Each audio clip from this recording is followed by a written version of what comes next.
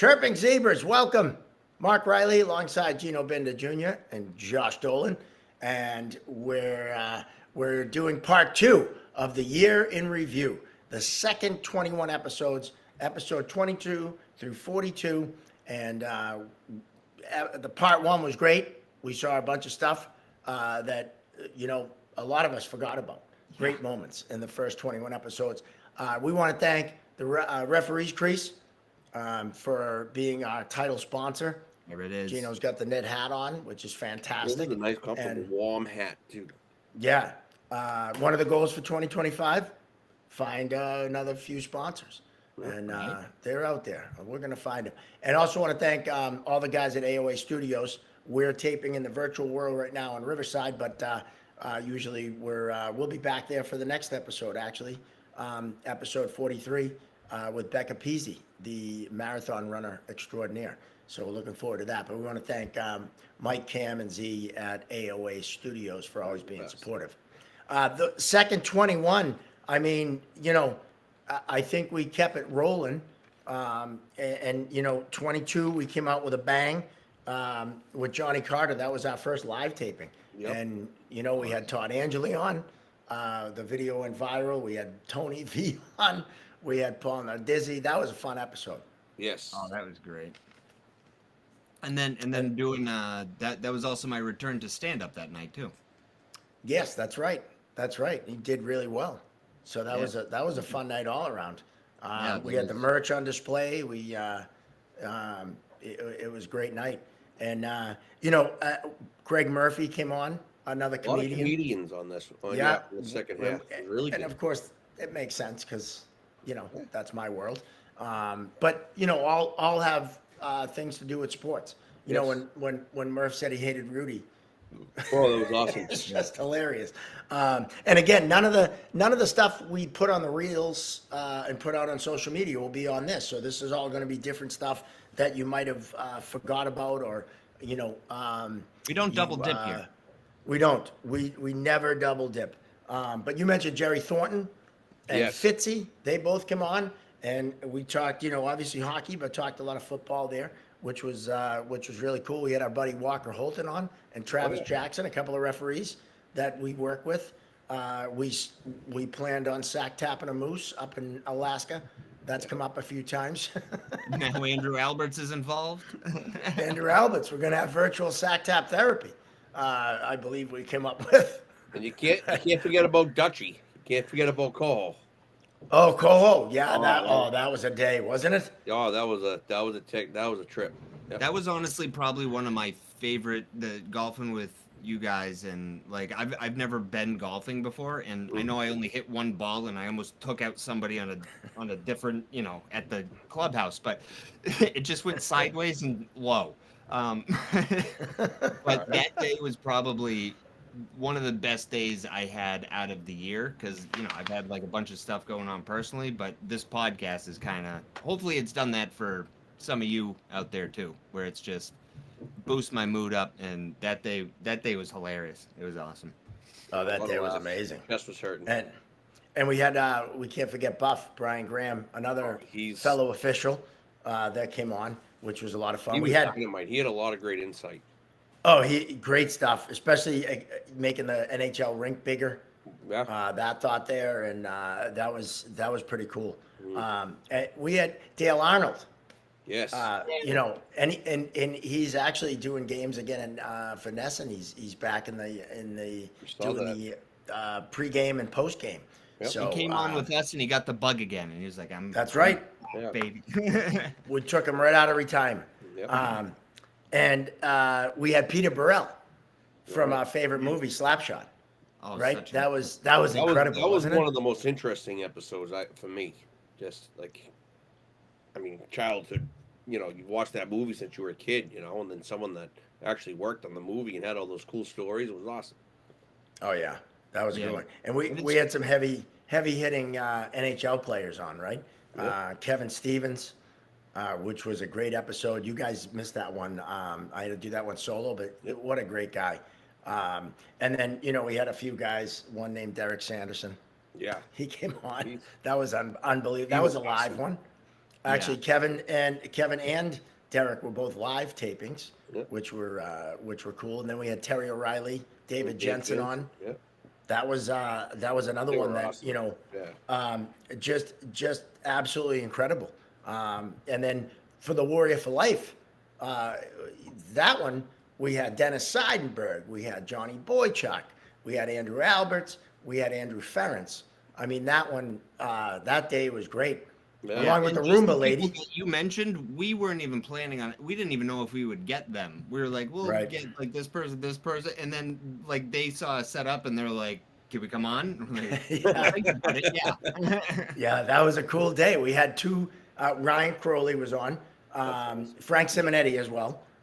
Let's not forget Frank. He was an NHL player Frank as the well. best. Frank's Frank's awesome. Can't thank Frank enough for what he's done for us and our just Oh, the yeah. connections he's made and everything. So appreciate you, Frank. Yeah, he's one of our biggest supporters. Yeah. And but we had Captain Crowley on again. We also had Aaron Bogosian on, a former SEAL. Yeah. I got shot by a Navy SEAL during the game that we played, which was just fantastic. Still in the boot, by the way. A couple more weeks, but it's healing. You're gonna So leave that's that all boot right. on. You're loving that boot. It's not They bad. make me drive Friday. You know what? I'm driving pretty good with it, to believe it or not. And I found a boot. They're on boots, actually. You know, the on shoes. I got these on boots, and it actually makes me level. And yeah, it's pretty wild. I got them back in September, and I'll show them to you. This boot right here, and it even matches the boot. So. Wow. Yeah, so I'm doing all That right. actually looks sick. I actually like that. Yeah, no, I'm a 5'10" and a half now with the hair. So between the boots and the hair, I'm pushing 5'11". There So you go. that's good stuff right there. And then of course we had the Roomba, the inventor of the Roomba and the founder of iRobot. And that was awesome too. She was fantastic. And then Yeah. we finished up with Smoke and Axe, which that Those live guys were awesome. episode 42, we got some great highlights from it. Yeah. And we got some great reels that were still dropping. Yeah. And we also found our new favorite phrase, Stanley, where the cup at? Yes. So we'll see that again too. So Not coming to Boston this year, I'll tell you that much. right? I don't think so.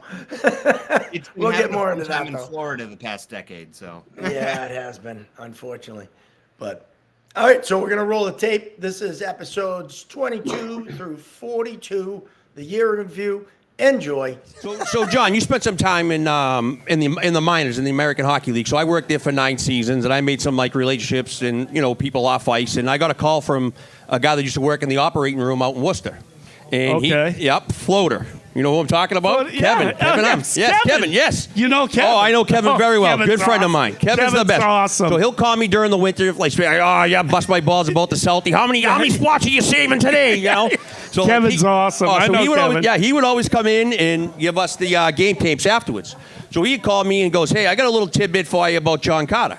He goes, "John Carter was the only Worcester Ice Cat to score 5 goals in one game." That is a true story. Yes. Yes, it is. True. And it just recently happened. A Worcester Raider in the East Coast League just scored 5 goals in one game, and he remembered that, and he went up to the coach and said, the last person to do that was John Oh Carter. my God, that was 1994. How about that? 94. And that was with one 5 eye. goals in That one was day. with one eye. That's after I lost my No eye. kidding. Yeah. So Yeah. Floater says hello. So speaking of the eye, Yeah, the best. can you tell We're going to how? start with the eye jokes now? No, The comedy no. show's after this. No eye jokes. I promise you. How did it happen? I'm just wondering because that story kind of, unless you're uncomfortable telling it, I'm very uncomfortable because I'm All a right, very, well- I'm a very fair shy guy. Yeah, I'm okay. a very shy guy. just tell the fucking story. All right. So after I left San Jose, I came back to Boston. They missed me so much. They missed me so much. So training camp, they break it up into two, black and gold, and and Steve Leach, who is from Lexington, who I've known since we're kids, fell Yes. over backwards, took the stick in the eye, and it was not good. So Don Del Negro, the trainer Yes. that just retired, Yes. that was his rookie year. That's the first thing he experienced when he retired. So I kept in touch with him. He's like, John, in all my years, that's the worst injury I had to deal with. Well, I would think. Well, yeah. Wow. So Now- that story where it's all fun and games, you lose an eye, that is a true story. That is a true story. You're the living embodiment of that saying, of that idiom right there. Did you play against Claude Lemieux? Oh my God. You just stick them. I hated him with a passion. Right. Passion. Was he and Ophi? You played against Ophi too. I got an Alf Samuelson story. Yeah. I get enough story. My only major in the NHL was against Ulf Samuelson. That's awesome. After he hurt Cam. Right. After he took. Oh, that's Took his right. knee I out. remember this. Yes. Yes. After he hurt Cam.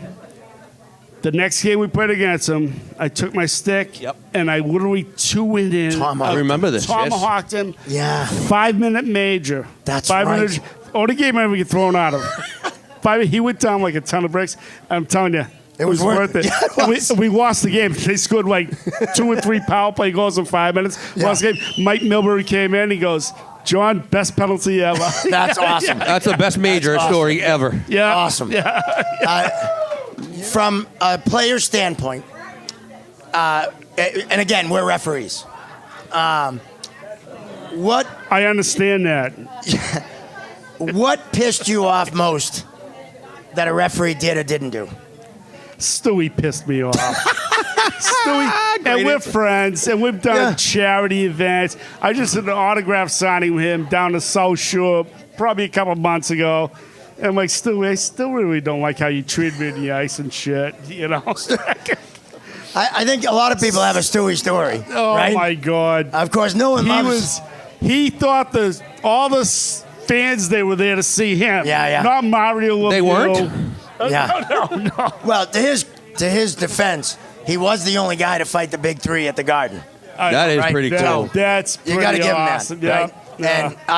And whenever I see him, he was at the Mark Bavis tournament last year, Yeah. and I go up to do the comedy, and he's sitting there, and I point him out. I'm like, yeah, former NHL Yeah, ref yeah. like me, and I said, no one loves Stu more than Stu. Just ask him. Just Oh, my ask him. God, yeah.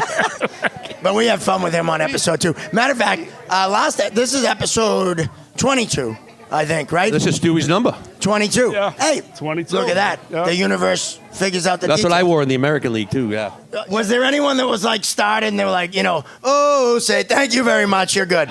No. Everybody went through. No. It was all different types. There was like older people than me. There was a little girl. It was all different. Really? Every different. There was actually twins, a female. There were identical twins that sang it together, and so they They sang definitely it as a duet? As a duet. They weren't like- conjoined, were they?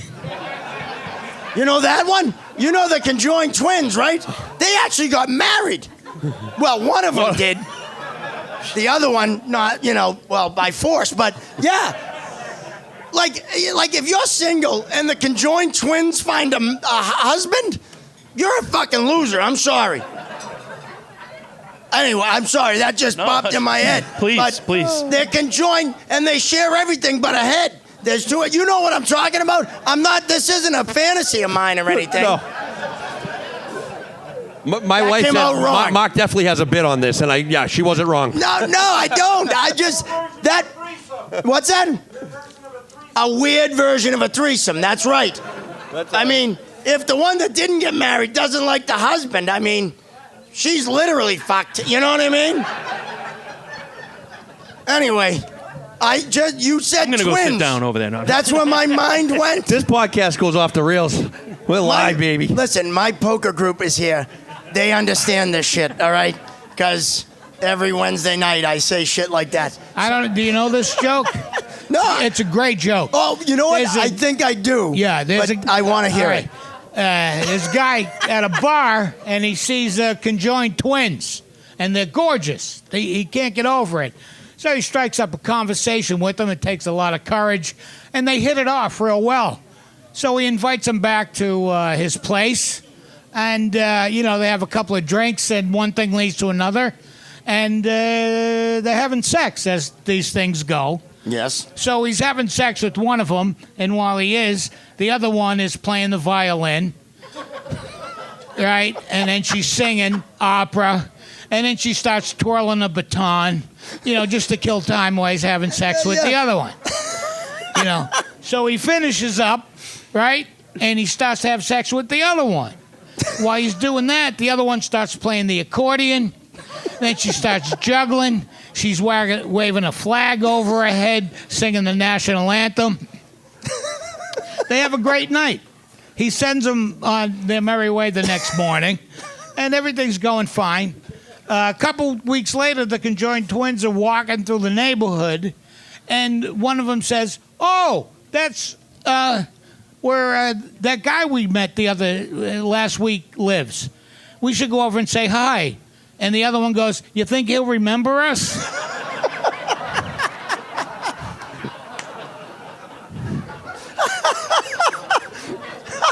You told that on the poker group one night. Yeah, it was one of my favorite jokes. So what's your greatest memory, hockey memory? I relived it the other night when the Uruguayans went up in the crowd to fight the police. I was fucking Milbury. I was like, Milbury. I was Beat like, a guy with a shoe. yeah, I was like, you're doing it wrong. You're supposed to hit the guy with a fucking shoe. That was the greatest. My greatest night was watching that. That was Madison Square Garden, yeah. That was insane. Yeah. Mike Milbury hit the guy with the shoe. Yeah. Right? Everyone's got to remember that. Yeah. I mean, if you don't remember that, then fucking leave now, all right? Because Or YouTube it. you're not a hockey fan. John Grant, Yep. the boss man, or one of the boss men, and then Mr. Dave Labuda were happened to be watching that game.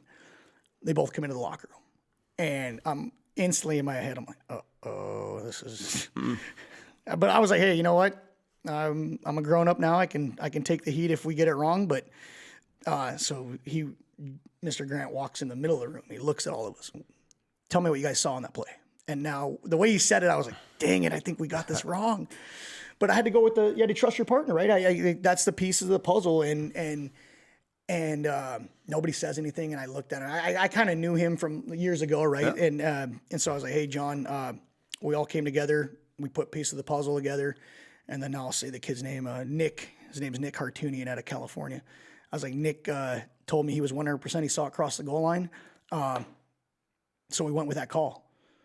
And he looks at all of it and goes, well, you got the freaking call right. Walks out of the room, and Love it. And me and I'm staring at everybody. We're just like all like, oh my god! And I think because that's a big moment in that, especially for the you got to kids. manage the big moments. Yeah, right? and the trusting that kid, and because he was so confident, allowed us to get that call right. And then I don't want to say that was the sole deciding factor because it's not in a long tournament like that, but I got selected for the 16 Tier 1 championship, and then that kid actually got to lie in the 18 Tier 1 championship. I was going to say, that kid better work the final. Oh, yeah. He Because did. that's awesome.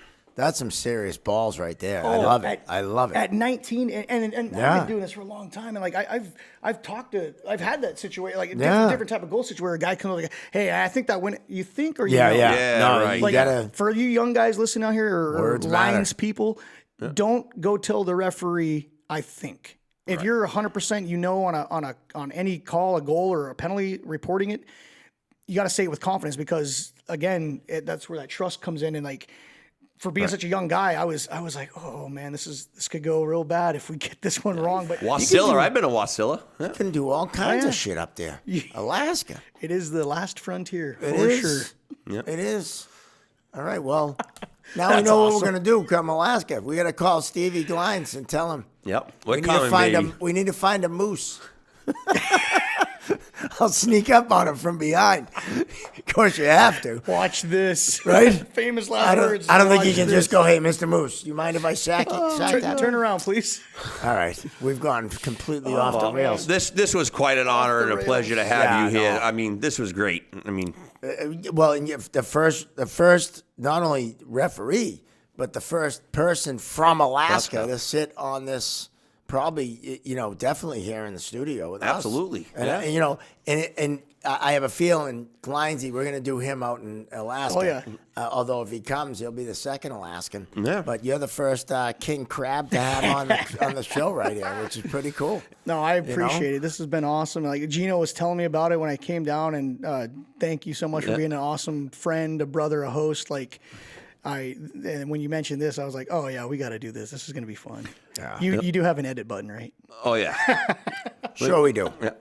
No, and he's wearing we'll plug Team Stripes. He's wearing some Team Stripes. Ross merch. Grimaldi Yeah.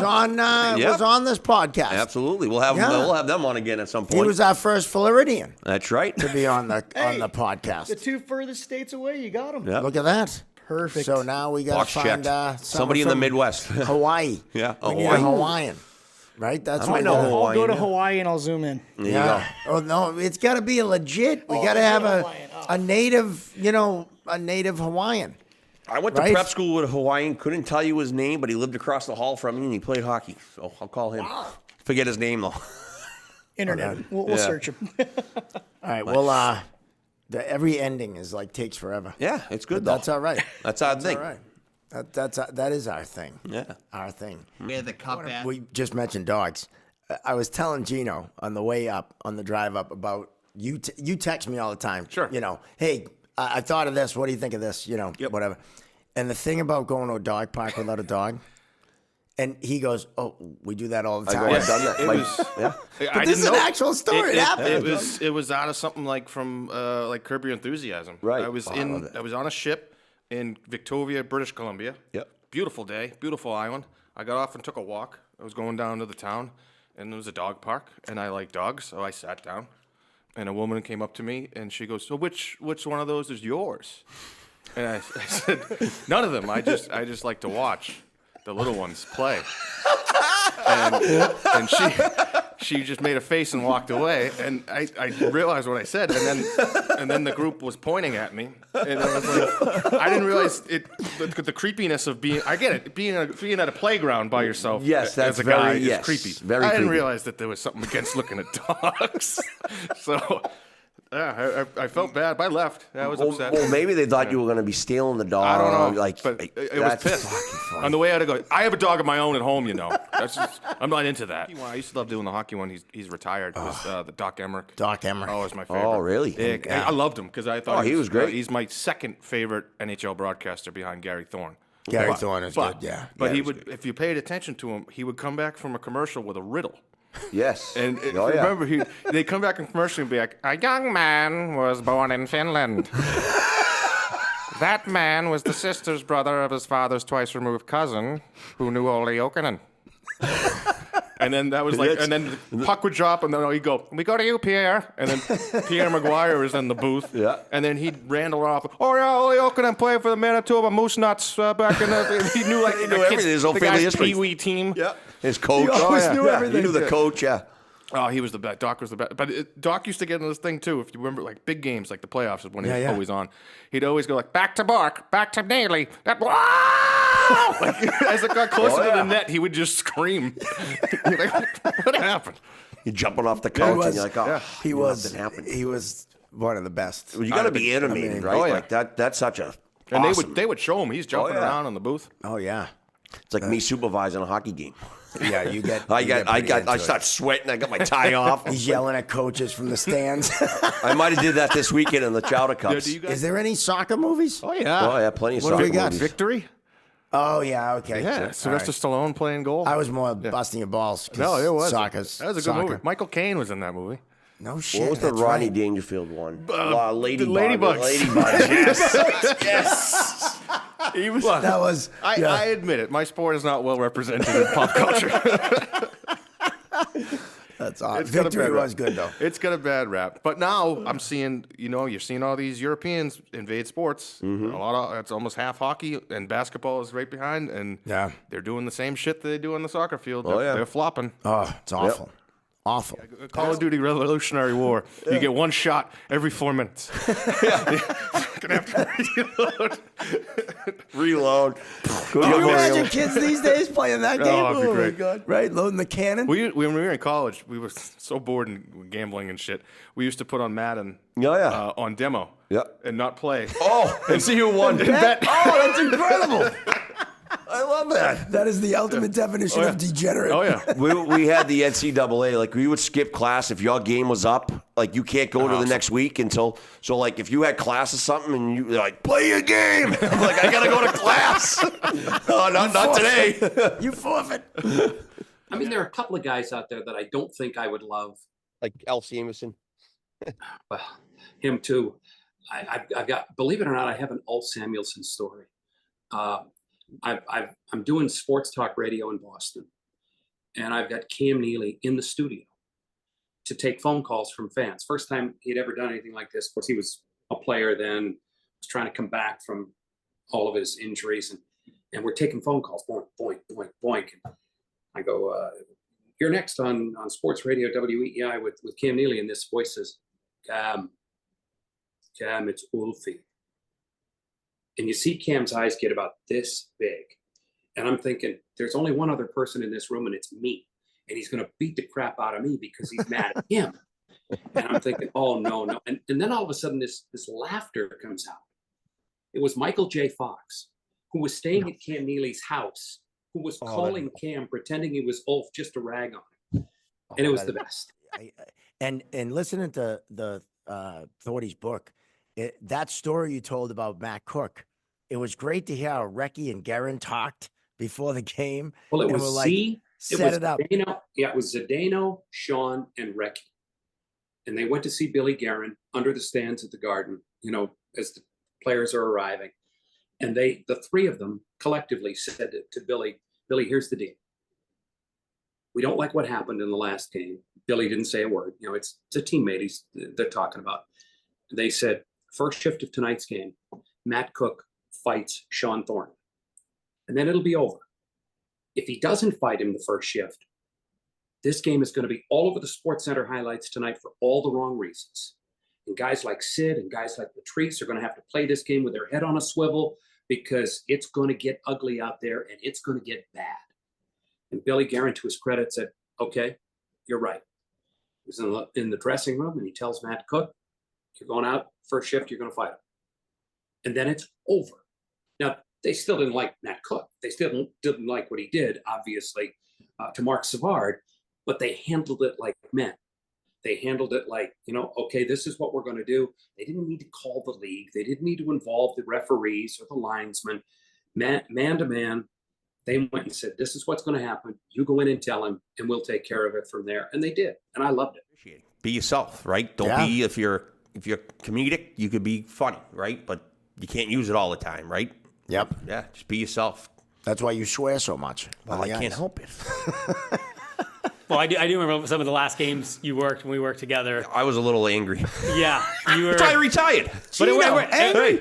It worked good. We had like a good cop, bad cop thing going on, and I enjoyed working with you. Yeah, I was, the voice of reason. Oh no, what happened there? No, where'd you get slashed? Oh, I'm so sorry to hear that. And you're like, yeah, fuck you. I want to swim. I didn't swim that much. No, they were looking for it. Wasn't. It was funny. Yeah. Was that Hockey East? That you guys worked it was Hockey Hockey East. East. Yeah. That's awesome. Don't tell Murph that though. What's he gonna do? Fire you? Yeah, right. Yeah, it's kind of too late.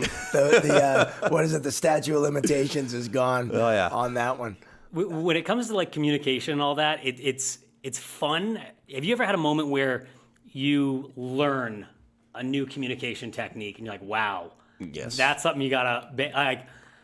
I haven't done this one since, but years ago, I was working in Vermont, and I was working with Terrence Murphy, and Kevin Snedden was the coach. Okay. There was a scrum at the net. Vermont's already down a man. I can't really see what happens on the other side of the scrum. I'm the high guy. Terrence Murphy's got an additional minor that's going to put him down 5-on-3. I didn't see what happened really, but I heard as Terrence is skating by talking to a player, he had something along the lines of, everything settled down, and then that guy popped him in the head, so he's got one. Like, okay, great. So I just kind of overhear part of this explanation. Snedden's not putting his line out.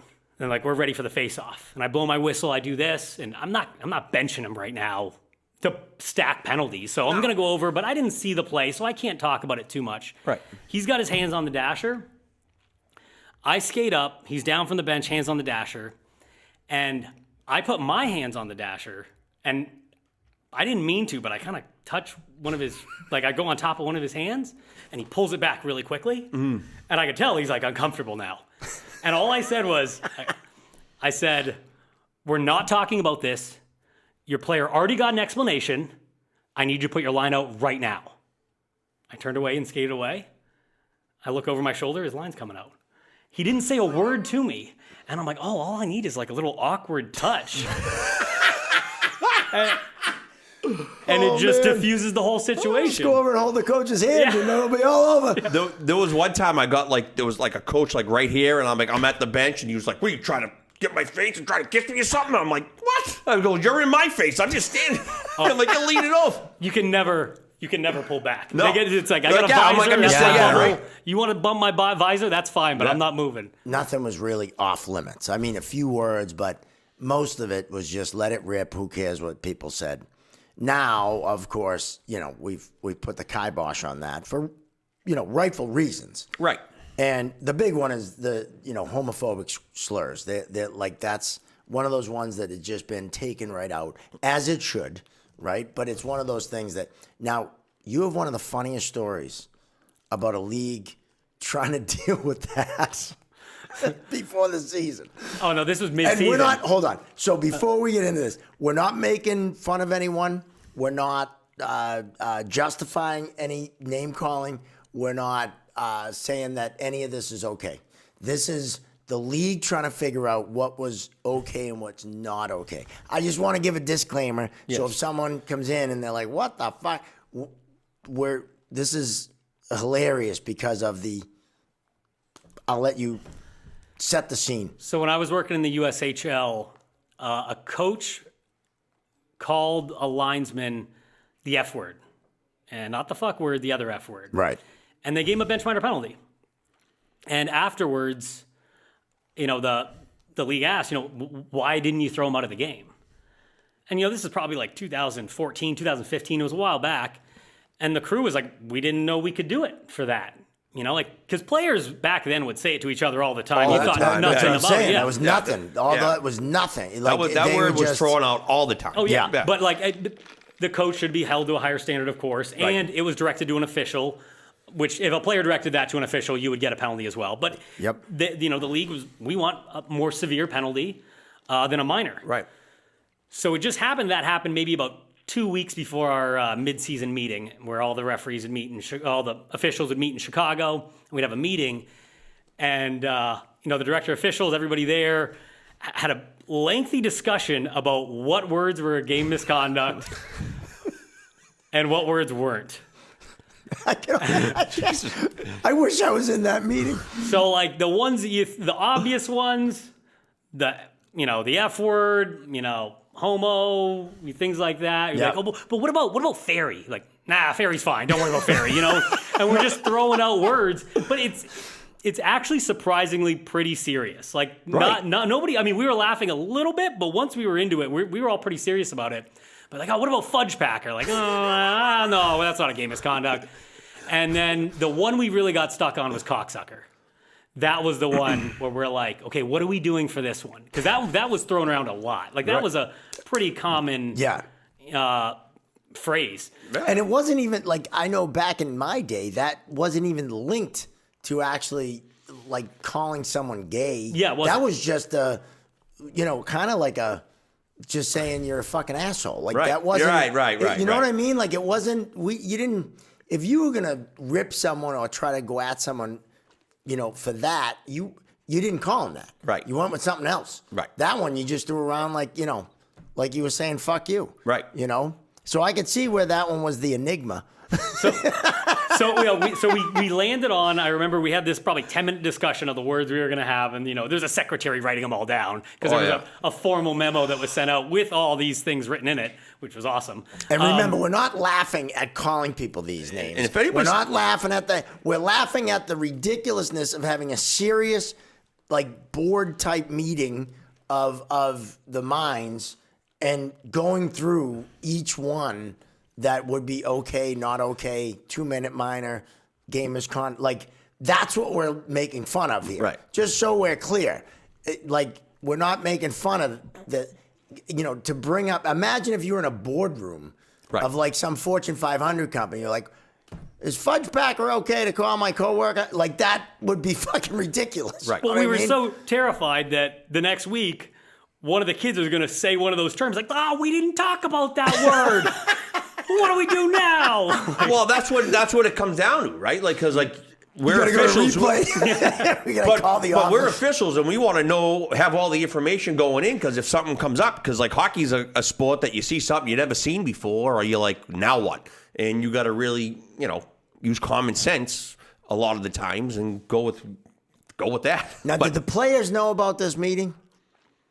I'm hoping They certainly didn't. did after. I'm sure they got the same memo with the same like 7 words in it that you couldn't say. I'm sure they got it at some point. Because if one of those players, I would have made something up just to do what you just said. Let's see if let's see what happens if I say this. Right. Just to see your reaction. Yeah. What they should have did was call George Carlin in, and he would have really fucking set you straight. He would have. The 7, don't you? You can't say on television? 7 words you can't say on television. Shit, piss, Yeah. fuck, cock, cocksucker, motherfucker, and tits. And tits doesn't even belong on the list. Sorry, I used to listen to double CD with my father going to games. I love it. No, that George Carlin to me Oh, you're was the best. brilliant. Absolutely brilliant. Yeah. But that just shows the ridiculousness of like how, I just find it a funny story because Yeah. I can just picture a board of directors basically sitting around a table discussing something so like just bizarre. But that was like you said, what, 13, 14 or 14, 15 around Probably there? on the 14, 15, something like that. So where we are now, like 10 years later, like it's totally friggin' changed. Even like society has changed, like where you can't even do that. Urban legends about the town of Hingham that there's certain places that you go to on certain nights, and that's where the swingers meet. So the way the legend goes, depending on which place you're in, to signal that you are down to swap or whatever, that you wear stripes and you leave your keys on the bar. Now, one of these I have heard places the keys. is right around the corner from Pilgrim Rink. And I think all the time, what if you're just one of the officials? Right. You stopped in for a beer. You have no pockets, so you just leave your keys there. Like those guys just must get propositioned left and right, I actually saw my uncle refereeing down the Pilgrim Monday night. Okay. Yeah, there you go. Have them. I'll tell them what. No one's paying me to advertise their restaurant here, Right. but I'll tell you which place to go on which night according to the legends, and Very good. have him pop in there and leave his keys and just find out what happens. Maybe he's going to get some really. Easygoing couples. Couples who aren't necessarily committed to one another. To proposition him. I'd be curious. I don't know. I don't wear a lot of stripes, and I would like to I don't see him find out. I've heard of the upside down pineapple. Yeah. Right.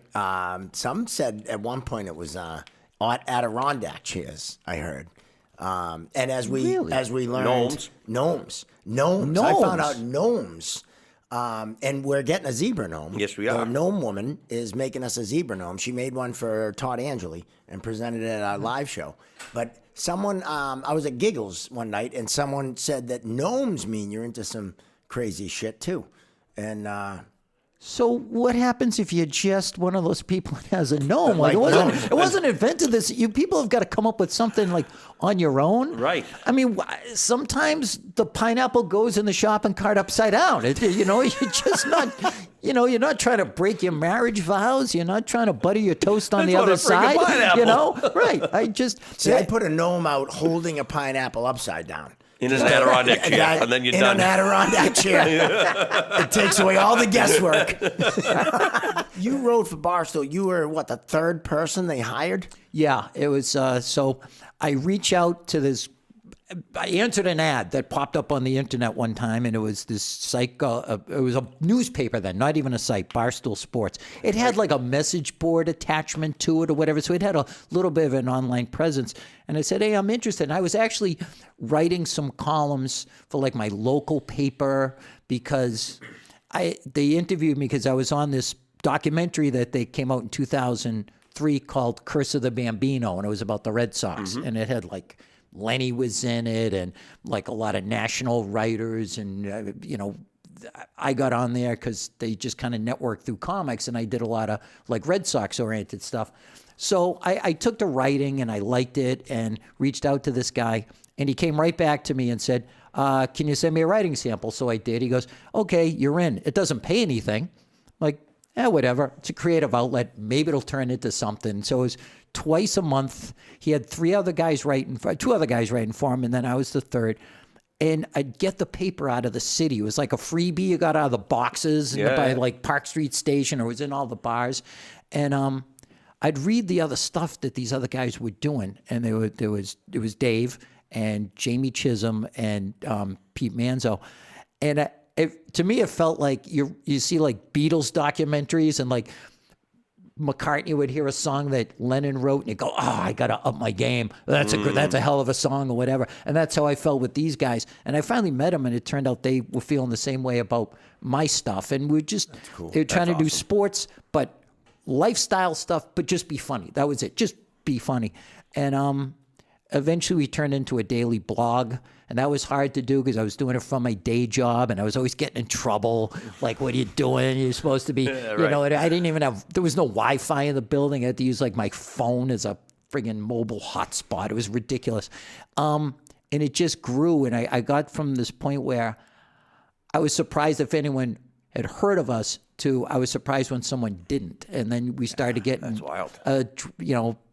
Approached by strangers. And he was throwing these parties partly for the publicity and to grow the brand and whatever. And I was like, I'm not going to go to that. Like, I'm in a different situation than you guys. I've got kids and a wife, and I don't want to hang out in a club. I don't want to be that guy, a members only jacket and pleated khakis with my phone on my belt or whatever.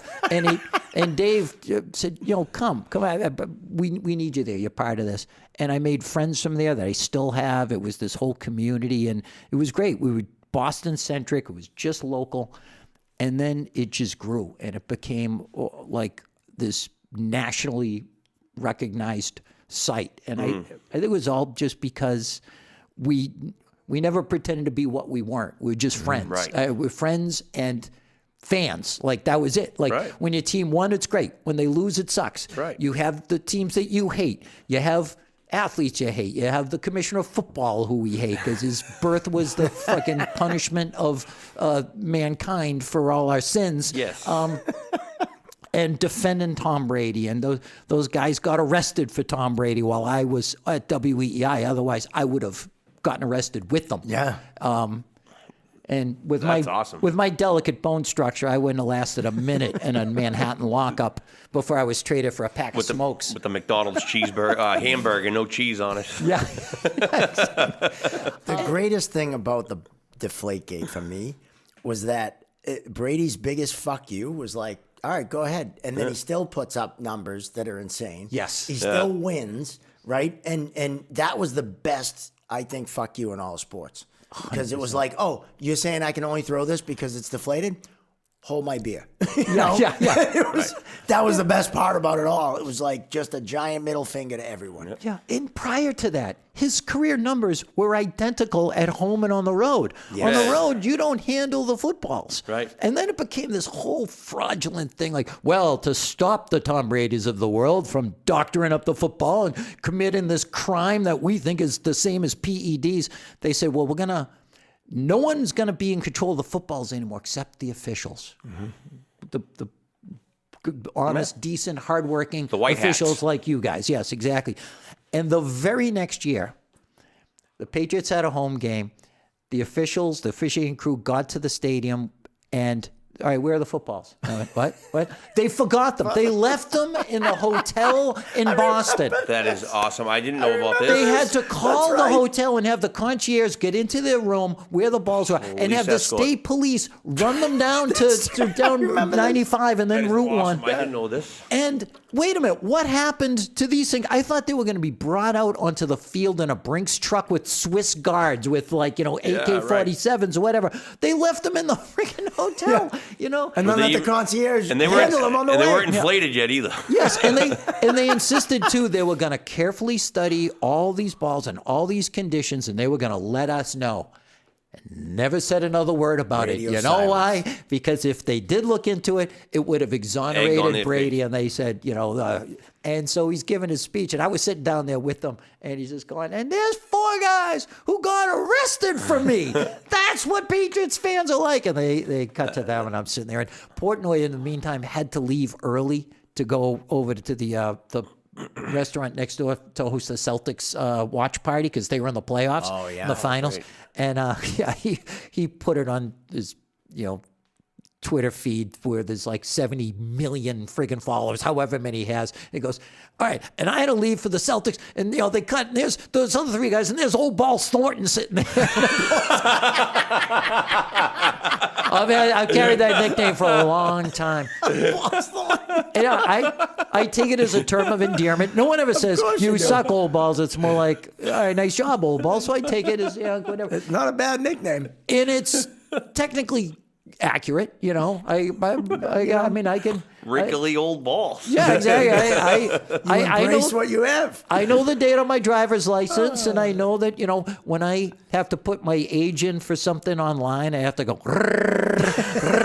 scroll past. I hate that too. So no harm. But yeah, the fact that he said that, and like I got my phone blew up, and people going, "There's Bordy talking about your old balls," So that's but that's. I say that because it's a testament to really the empire that Dave has built, and that I've felt a lot of I don't mean financial ownership, but just emotional ownership of helping build it when we were nothing. One night in Moncton, New Brunswick, 100 years ago. I'm trying to hold the bench. Kevin Kaminsky, remember that name? Oh, yeah. He threw his helmet at me. I'm refereeing. No shit. Go, he goes, I'm going. I said, no, you're not fucking going anywhere. Threw his helmet at me. Oh, shit. And the fucking cavalry came. Here we go. Bench clearing brawl. There was fucking 36 fights going. The goalies, season ticket holders were fucking fighting, I think.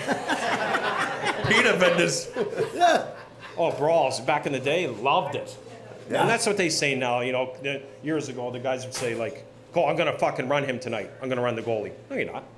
Yeah. Fucking balls around the goalie. I just go, run him. Yeah, go for him. Go ahead. 15 years ago, they were fucking running them.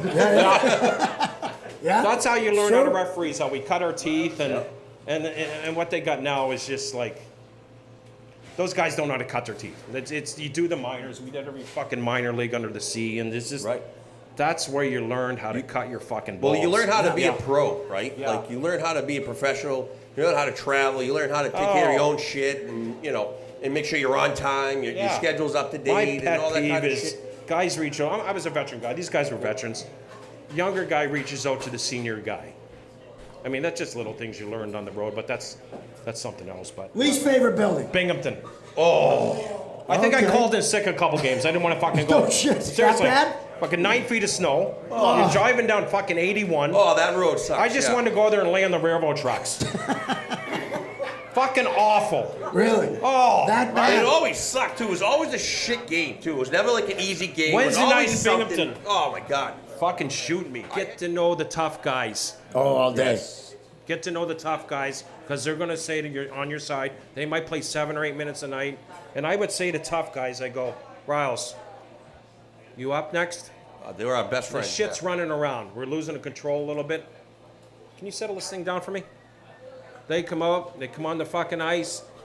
Settle down. Yeah. Because, right? True story? 100%. 100%. Yeah. Very few tough guys weren't great guys. Most of them were all they were out there and They didn't say a fucking word. Not a word. And they would always be, real friendly to you. And if you needed them and you had that rapport, they would help you, just like you said. I had one scrum one night with Bonvie and somebody else. I was in Wilkes-Barre. And the kid's running around. He's a little fucking rat. And he's running around and he's sticking guys and everything. And he's in the ice. And Bonvie comes in the scrum. I said, Dennis, come here. I go take care of him. That fucking guy got off the ice so fucking quick. He wasn't doing anything now. I said, where you going, bud? Where you going? Yeah. Dennis is out here, right? Fucking sheriff's in town, huh? Okay, yeah. Now you got your sticks and your fucking, now your knees are shaking. Go fuck yourself. Get off the ice, yeah. Like that right there is game intelligence, right? Yeah, like you exactly. know what the hell's going on. Like, You know Dennis, who's come who. take care of this little fuck. Yeah, it's taking the game within the game, and like just that's how you officiate. Then I go by the bench and I wink at the kid. I go, got it? He goes, yep, thank you. So Yeah, I well, just, they got to learn. yeah. They got to learn. Don't run into the video without even talking to your partner. He wouldn't, his tires would have been flat. Oh, fuck that. Yeah. It Don't just- so. Ridiculous. So, All right. so hang on. So here's my thing with the 4-man real quick, right? Okay. We all came up in the 3-man system, so we kind of knew how to referee. But the guys coming up now, the new kids coming in with the veteran guy, it's your natural human. You're a good fucking man. The only half decent guy here. The rest of the guys are fucking decent. You know what? You know who was asking about you today? Nobody. Not a fucking soul. Fuck off. He just delivered a new beer. And he got chirped. He did get chirped. Love you. Love you. Hugsy. Huggy. He did. We'll get him something that fits. Come on. Hey.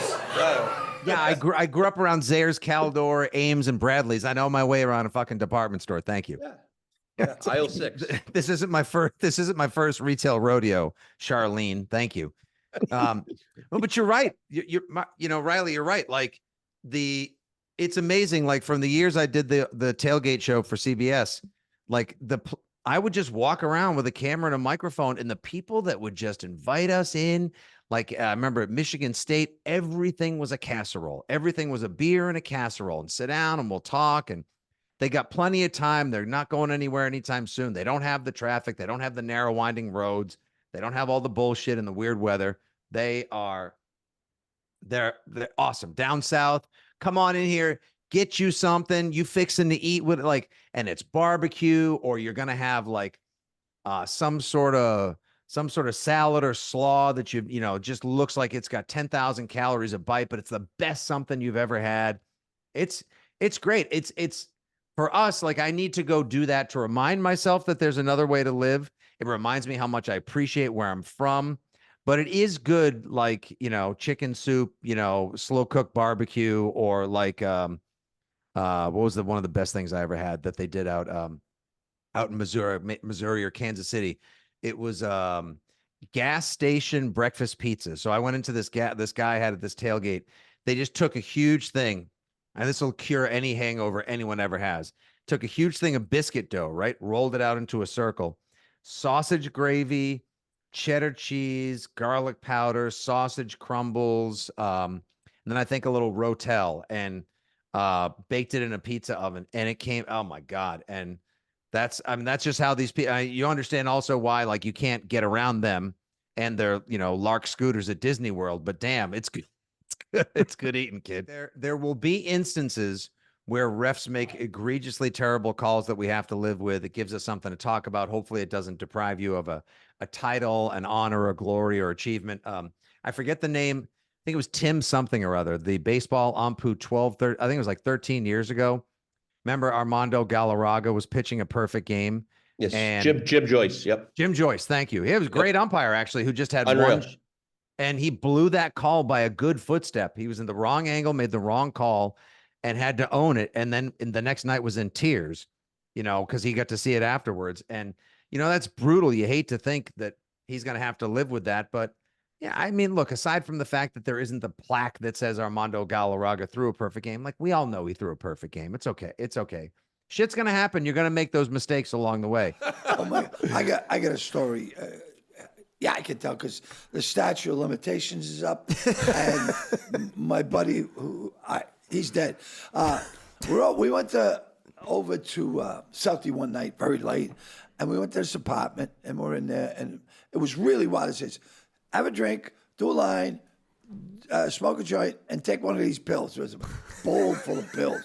And then I see a pill, I raise you 2 pills. And, so he gets on the phone and he calls the White House. And he's screaming, I want the president, I want him now. And I go, hey, man, you can't do that. You can't even do that. Like, if you had something good. He goes, I'm so sick of this. Well, about an hour later, the whole street is lit up with red lights and blue lights. And I'm going, what? Do I open them and I go, oh my God. And they are dragging a family in the pajamas out of the house and putting them into paddy wagons. I'm going, oh shit. He goes, evidently the phone wires had been crossed. That and across the street. So they were getting it from that house. Oh, that's excellent. And I'm going, oh my. And I'm with maybe 5 comedians who I won't name because they're still alive. And I saw that and I panicked. I go, they're going to figure this out. They're the FBI, ATF. And so I leap off the back porch and climb a fence and I go around all the way down. And I end up in some bar. I don't even know the name of it. But it was like an offshoot of that street that goes. And I just sat in there and I went, I've got to get help. Pretty crazy. Oh, that's a great one. Now, I wore a special T-shirt tonight. This T-shirt I got at Dennis Leary's Fall Classic, the street hockey tournament that Dennis Leary ran at his house every year down in Roxbury, Connecticut. Yeah. He's since sold it. Yeah. But he used to have this big street hockey tournament. And they used to make shirts up. So we got the shirt, the hockey shed, and it's the Fall Classic. Well, when I go down there, I see a sign, and you see the Lenny Clark Ice Arena, right? So the ice arena, Dennis Leary had a legit hockey rink in his backyard. With sheds, and I mean, it was just amazing. That's He had awesome. I think he had like 250 acres down there. Oh, yeah. His wife had the horses. Horses galloping. They redone this whole barn. It was gorgeous. And the Sports Illustrated said to him, who's Lenny Clark? He's a dear friend. We'll never have anything named after him. So I wanted to do this. That's what he told me. He said, because he goes, well, and this was back when you were big. Oh. Right? I mean, you were big. Well, people should know I topped out at 388 pounds. Wow. I was so fat, my wife said, you could start fucking other people. Yeah, I was big. I was breaking furniture, a lot of, bad. Wow. So he said that was back when Len was big, and I thought he was going to die soon. So I wanted to name something after him. You mentioned the Red Sox. Yeah. When you went on the Red Sox with Dennis Leary. Yeah. One of the greatest moments, I think, on a Red Sox broadcast when you were with him and talking about Kevin Youkilis. Yeah. And Oh, my God. finding out he was Jewish. Well, you know what? Yeah, right. Yeah. And so we started that day at 6 a.m. with some local news and Nesson and Nesson. And it was the end of the day. And he said, you got anything left in you, big man? I go, yeah, come on, we'll be fine. So we go with Jerry and Donasillo and Jerry Remy. The minute I walk in the door, he starts laughing. I go, it's so funny, Jerry. He goes, I just can't believe. I look at you and I break out laughing. I go, yeah, that's really good to hear. A lot of chicks are knocking, people over to get to me. So we do that, and I'll never forget. I said, Euclid, is that Greek? Or I forget what I said. No, I think he's a Jew. He's a Jew, yeah. And so now it takes off, and we're going. And I leave the booth. I step outside, and there's John Henry. And I go, too much, John? He goes, Lenny, I can't describe it. So, because you went off on Mel Gibson. Yeah. So I go. My mother was still alive. I go by the house the next day. She says, Leonard, oh my God, I watched you on the Red Sox game. Are you out of your mind? What is wrong with you? And she goes, did you upset the Jews? I go, no, the Jews love me. It's Mel Gibson that hates me.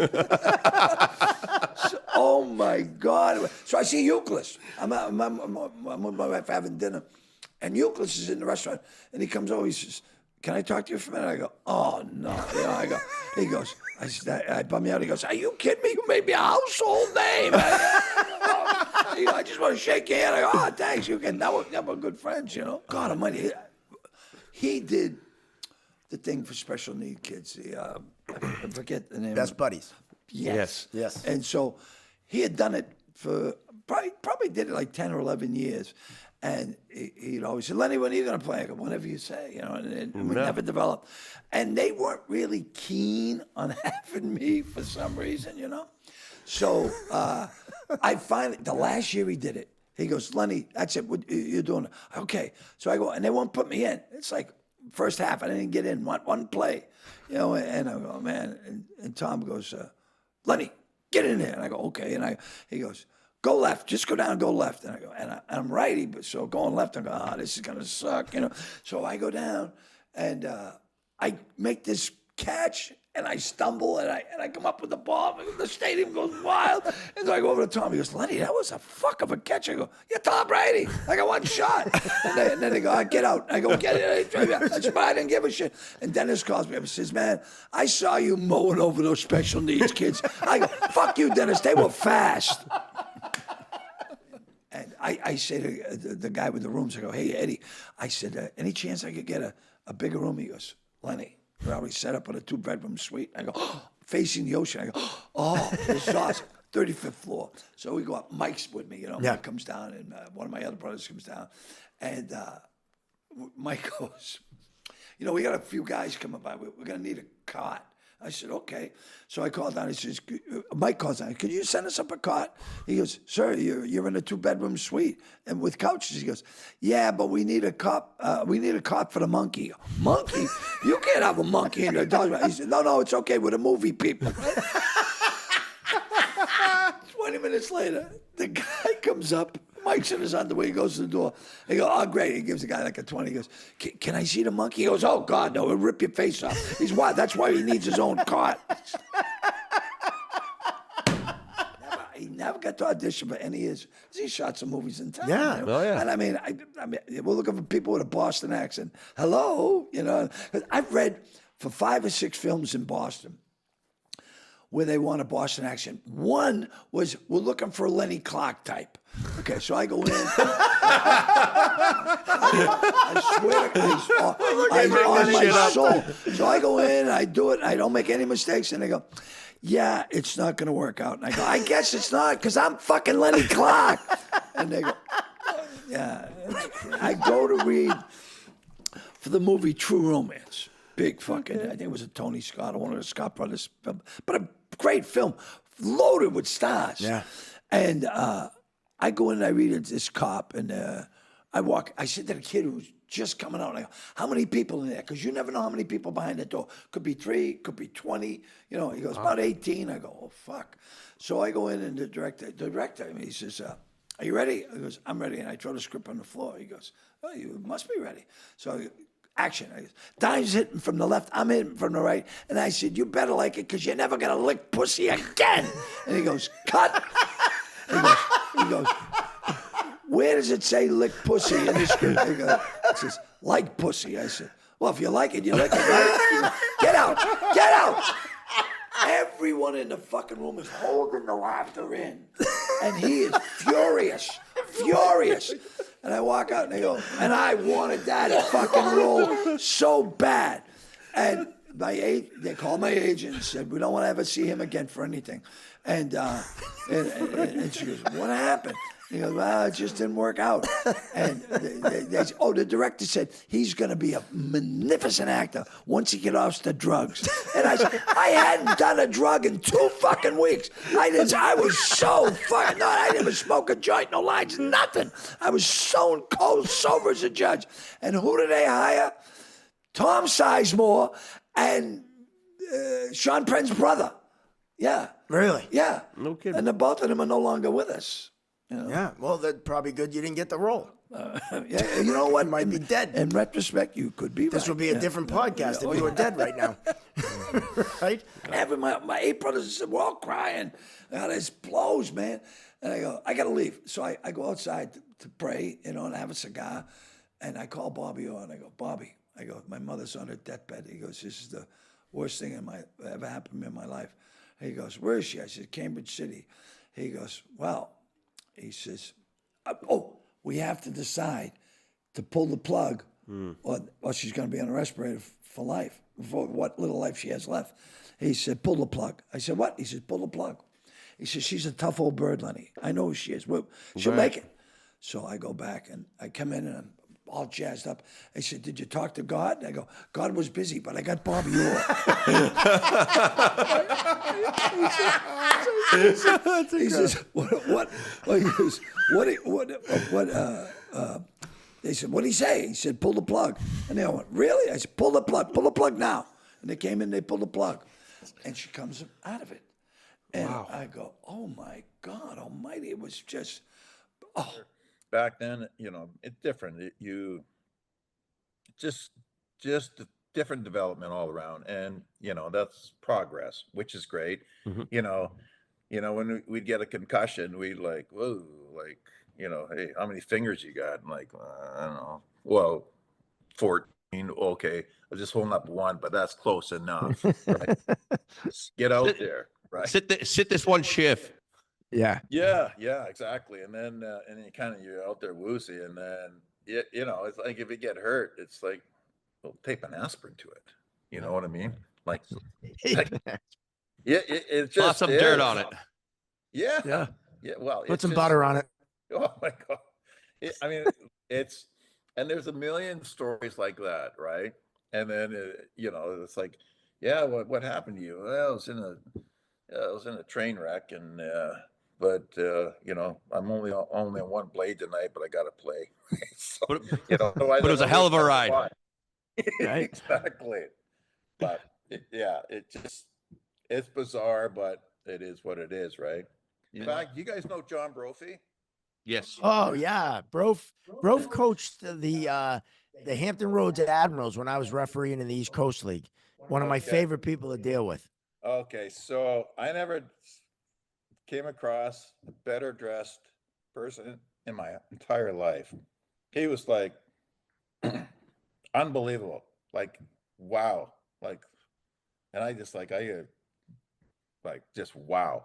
So anyway, he I don't think I was always in his good books, right? And it maybe come from college. It's just I'm sure there's whatever, right? So he's benched. This is early. He benched me the whole game.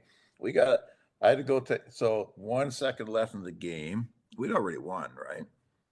So have to get a penalty shot awarded to us. So obviously I got icicles hanging from my nose. I'm stiff, right? I'm like, oh my God, my skates are untied now because I'm not right. So there's New area. Go out there and take the penalty shot. And I'm like, what the fuck? What? What? I just ordered like 3 hot dogs, couple beer.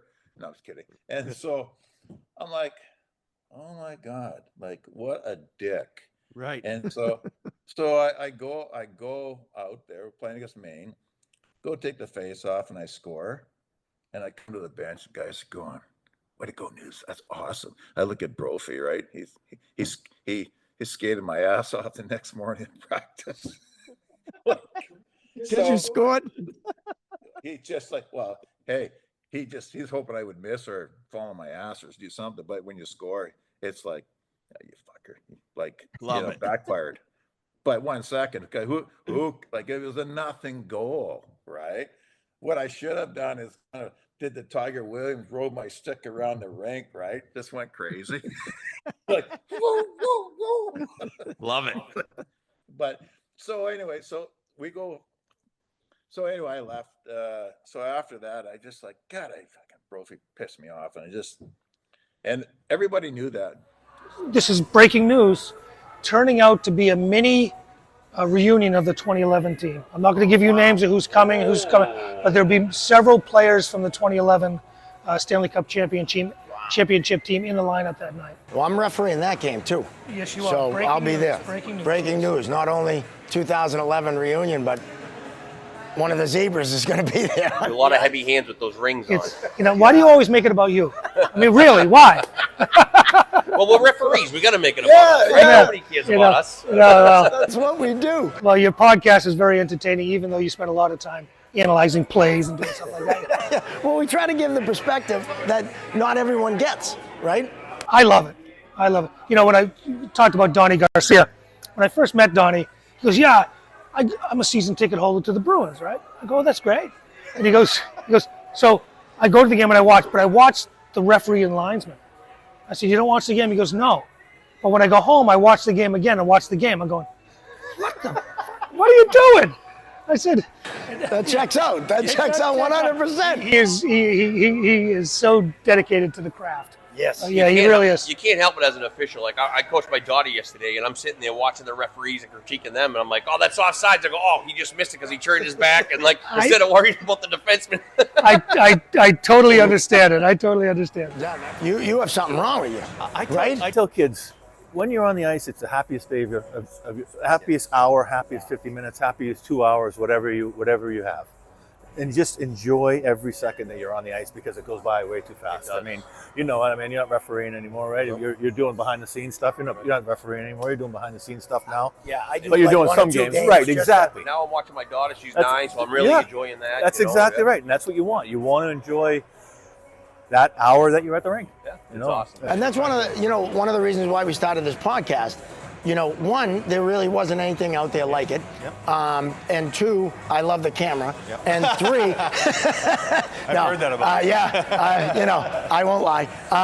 But you know what? It's a way again to stay involved in the game, right? Like we're not on the ice anymore like we used to be, but now we can bring guys in like yourself, Frank, Doug Smith, who just showed up, and stay connected to the hockey community because the hockey community is so tight knit, especially in Boston.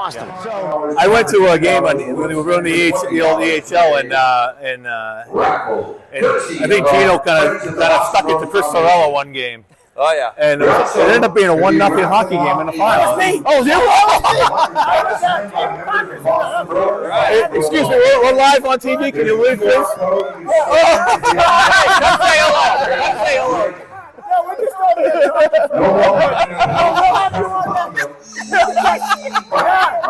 Ken doesn't want someone. This was excellent. One sec. So, the Chris Sorella game, we called it the Coaches Re-Education Program. It was Luke Galvin and I, and we went, and we didn't make anything up either. 28 penalties to 3. Oh, he got the message. Did a 1-0 game. I'm still paying for that. So every time he calls me, he goes, "See, I paid my penance. So I'm gonna say my 2 cents." So he always has that up on me now. Like, you've already used that card too many. He walked off the ice, and I happened to be standing there, and he goes, "Are you kidding me?" I'm like, "I don't know what just happened." Yeah, that was a lesson in who not to mess with. Oh yeah. We're gonna get him on at some point. Yeah. Bring that up. Bring that up. And we're just gonna yell at him the whole time. You've been a part of it. You do tons for charity. But before we get into that, the surgery, it went great. And tell me about that experience. Yeah, so a few months back, I donated my kidney to my best friend. The transplant was successful for both of us. His name's John Fratazio. His family and I grew up in the same town in Hanover. In fact, his brother Adam wrote the book Goon about my hockey career, which obviously was made into the movie Goon. Yes. And the surgery went great for both of us. Today, I feel like it never even happened. I mean, I'm back to work. I'm golfing. I'm putting all my balls right into the woods. Everything's right back to normal. Right. So it's awesome. Yeah, I love it. That's awesome. I mean, what an amazing thing to be able to do for your friend. Yeah, I feel very lucky, very blessed. And listen, when you're on a kidney dialysis machine 4 days a week like John was, there's really no hope. No. I mean, it's like chemotherapy for people that have cancer. It's going to prolong your life a little bit, but you may not get out of the woods. Right. And it's a tough lifestyle. You just don't want that life. So again, I'm very blessed and grateful I could help him, and that he was even able to find a match. Never mind, it happens to be me. Yeah. So it all worked out fantastic. And he's doing well. He's doing great. Yeah, That's he's doing really awesome. good. I see him constantly. We live in the same area, and he plays guitar as like a side gig, and he just played his first gig, so to speak, 2 weekends ago. and he's doing great. He's doing great. That's Yeah, awesome. yeah. And I spent some time in the penalty box, so it makes sense. Oh, I never heard that. Oh, yeah, well, yeah, I know. I thought you were Lady Bing. My favorite move was sliding by the goalie and butting him in the cup, right in the dick, right? Nice. So he'd stand up and then, as the shot was coming in. That was my favorite move. Never got caught. Yeah. Never got caught. Yeah. So But, you were my type of player because Oh, yeah. I was the guy. I would get to go after you for something like that. So I love guys like you. But of Yeah. course, I'd turtle. Of course you would. Especially against someone your size. You know Well, let's what I mean? quickly talk about you guys. Your show, your podcast. Yeah. It's really exploded. You guys are doing incredible. Yeah, you guys had some great guests on. Yep. We got some great guests coming yeah, up. I'm excited for you guys. You know. Thank you for kicking us off. You came on one of the early episodes, and you really kind of. Listen, I only got in early because I knew you guys were desperate. You had no one on the list. You couldn't get anyone. You probably had Josh Dolan on the lineup next after me, but you really got contributions. Yeah, you got smart real quick. On a couple times. Was he? Yeah, well. I saw him. He was on our episode. I think he walked behind me to put some paper down and walked back out again. So he just wanted camera time. Well, he gets us on the TikTok live and gets us out there. I know. Yeah. To the people. Yeah. But no, we appreciate you coming on, and we appreciate you hanging with us today. Nailed it. Out of the park. You hit it out of the park, Bruce. Thank you so much. Enjoy the afternoon. This is a great benefit, and thank you for coming on. Bruce, have a great day. Bruce Shoebottom, everyone. That was fantastic. We got plenty of guys coming in. We want to welcome Jamie Parker from Nesson, here to the Chirping Zebras. Jamie, welcome. So happy to have you on. So happy to be here, Mark. This is awesome. I'm Gino. Nice to meet you. Gino, very nice to meet you. And I got to say right off the top, you're the best looking guest we've had all day. I'll tell you that for sure. Well, thank you. Yeah, I appreciate that. That's very nice of you because I am, getting older. All right, we're going to go stop. So you bowl, and you're a pretty good bowler. No, here's the thing. Once a year. This is when I bowl once a year. And my team's pretty good. We do win every year. That's what I was going to say. You won last year. The small balls. I like the small balls. Okay, all right. There's something there, but I'm not going to say it. No. That's what this show is all about. Well, this show, we pulled up with it. There was a lot of jokes in there. There was a ton right there. Yeah, I'm using them too today, and there's a reason why. I'm Irish. No, let me ask you. That first hit, which was clearly an elbow, hit to the face, right? So 2-minute elbow was not called. Oh, it's not a 2-minute elbow. Oh, okay, cool. Oh, we got a different angle on it. You're going to have difference of opinion. Oh, very good. Because I had 2 minutes for elbowing in that first And clip. hang on. And one of our guests is on the bench for the green team. No way. Yes, Ken Hodge. Kenny Hodge is on the bench? Kenny Hodge is on the bench. Oh, Kenny Hodge is on the bench. I love it. Yeah. One of our favorites. Right there. Oh, that was nasty. Now watch this. Boom. All right, now watch punch to the this. face. Oh, all right. Look at the line. He Matt puts his arm up. Like, that's reacting to things, right? Yeah. So I thought that was a great job. But, he can't call penalties, so. But so you got that's definitely a 5. That's for a 5. An right? elbow could even be a butt end, depending on where that stick is. But we'll give him an elbow. 5 for an elbow. That's Boom. a major game. Absolutely. Contact, right? So, but now I sent it out to the crew and I go, what do you guys think out to seeing this, that, and the other thing, right? So they got all this because the linesman saw it all, and so did the referee. So they had all these penalties. So correct. the referee had them all. They had them all except for that first. The first 5-minute major. Right. That started this whole thing. So the linesman that's there that takes the brunt, he goes, oh, he just came up high on him. He goes, I really don't know. Like, I don't know where the contact was because he's bracing. The kid's like in his body, right? And I'm like, did you get a sight line at it? He's like, no. He goes, I just know the hands came up high. And then you see White punch him, and then Green comes back, and then with the high stick right across the head, right? So they got that, and then the kid from the White team comes over and starts the fight. So out of that, they had the punch to the head, 2 minutes for roughing. Yep. They had the major high stick, and then major for fighting. Correct. Okay, and so what they didn't see was what started all the shit, which was that major elbow to the face. 100%. Okay. So that was the only thing, and supplemental discipline took care of that. Yep. So we're going to get into another clip. Yep. Right? Love it. This particular clip, you weren't on the Monday night last week, and I go, and Reddick wasn't either, and I still have yet to talk to him, but I talked to him after the game, but I wanted to re-go over all the clips. And I haven't seen this clip. No, you haven't seen it. Which is kind of cool. Right. So that's why I said, actually on the Monday nights, like my father, I don't watch the ones my father sends me. Yeah. Because I like that fresh look. Yeah. And it's just like that natural, like organic First reaction yeah. instead of going in with preconceived. Then you're like, oh, wait a minute. Yeah. But at any rate, I said on the thing, I go, good thing Riley's not here because he'd be ripping you right now. Oh, no skating. Look at Right? that. No cowbell. No cowbell, no urgency, No right? urgency at all. What are we doing? Yep. Move this stupid thing.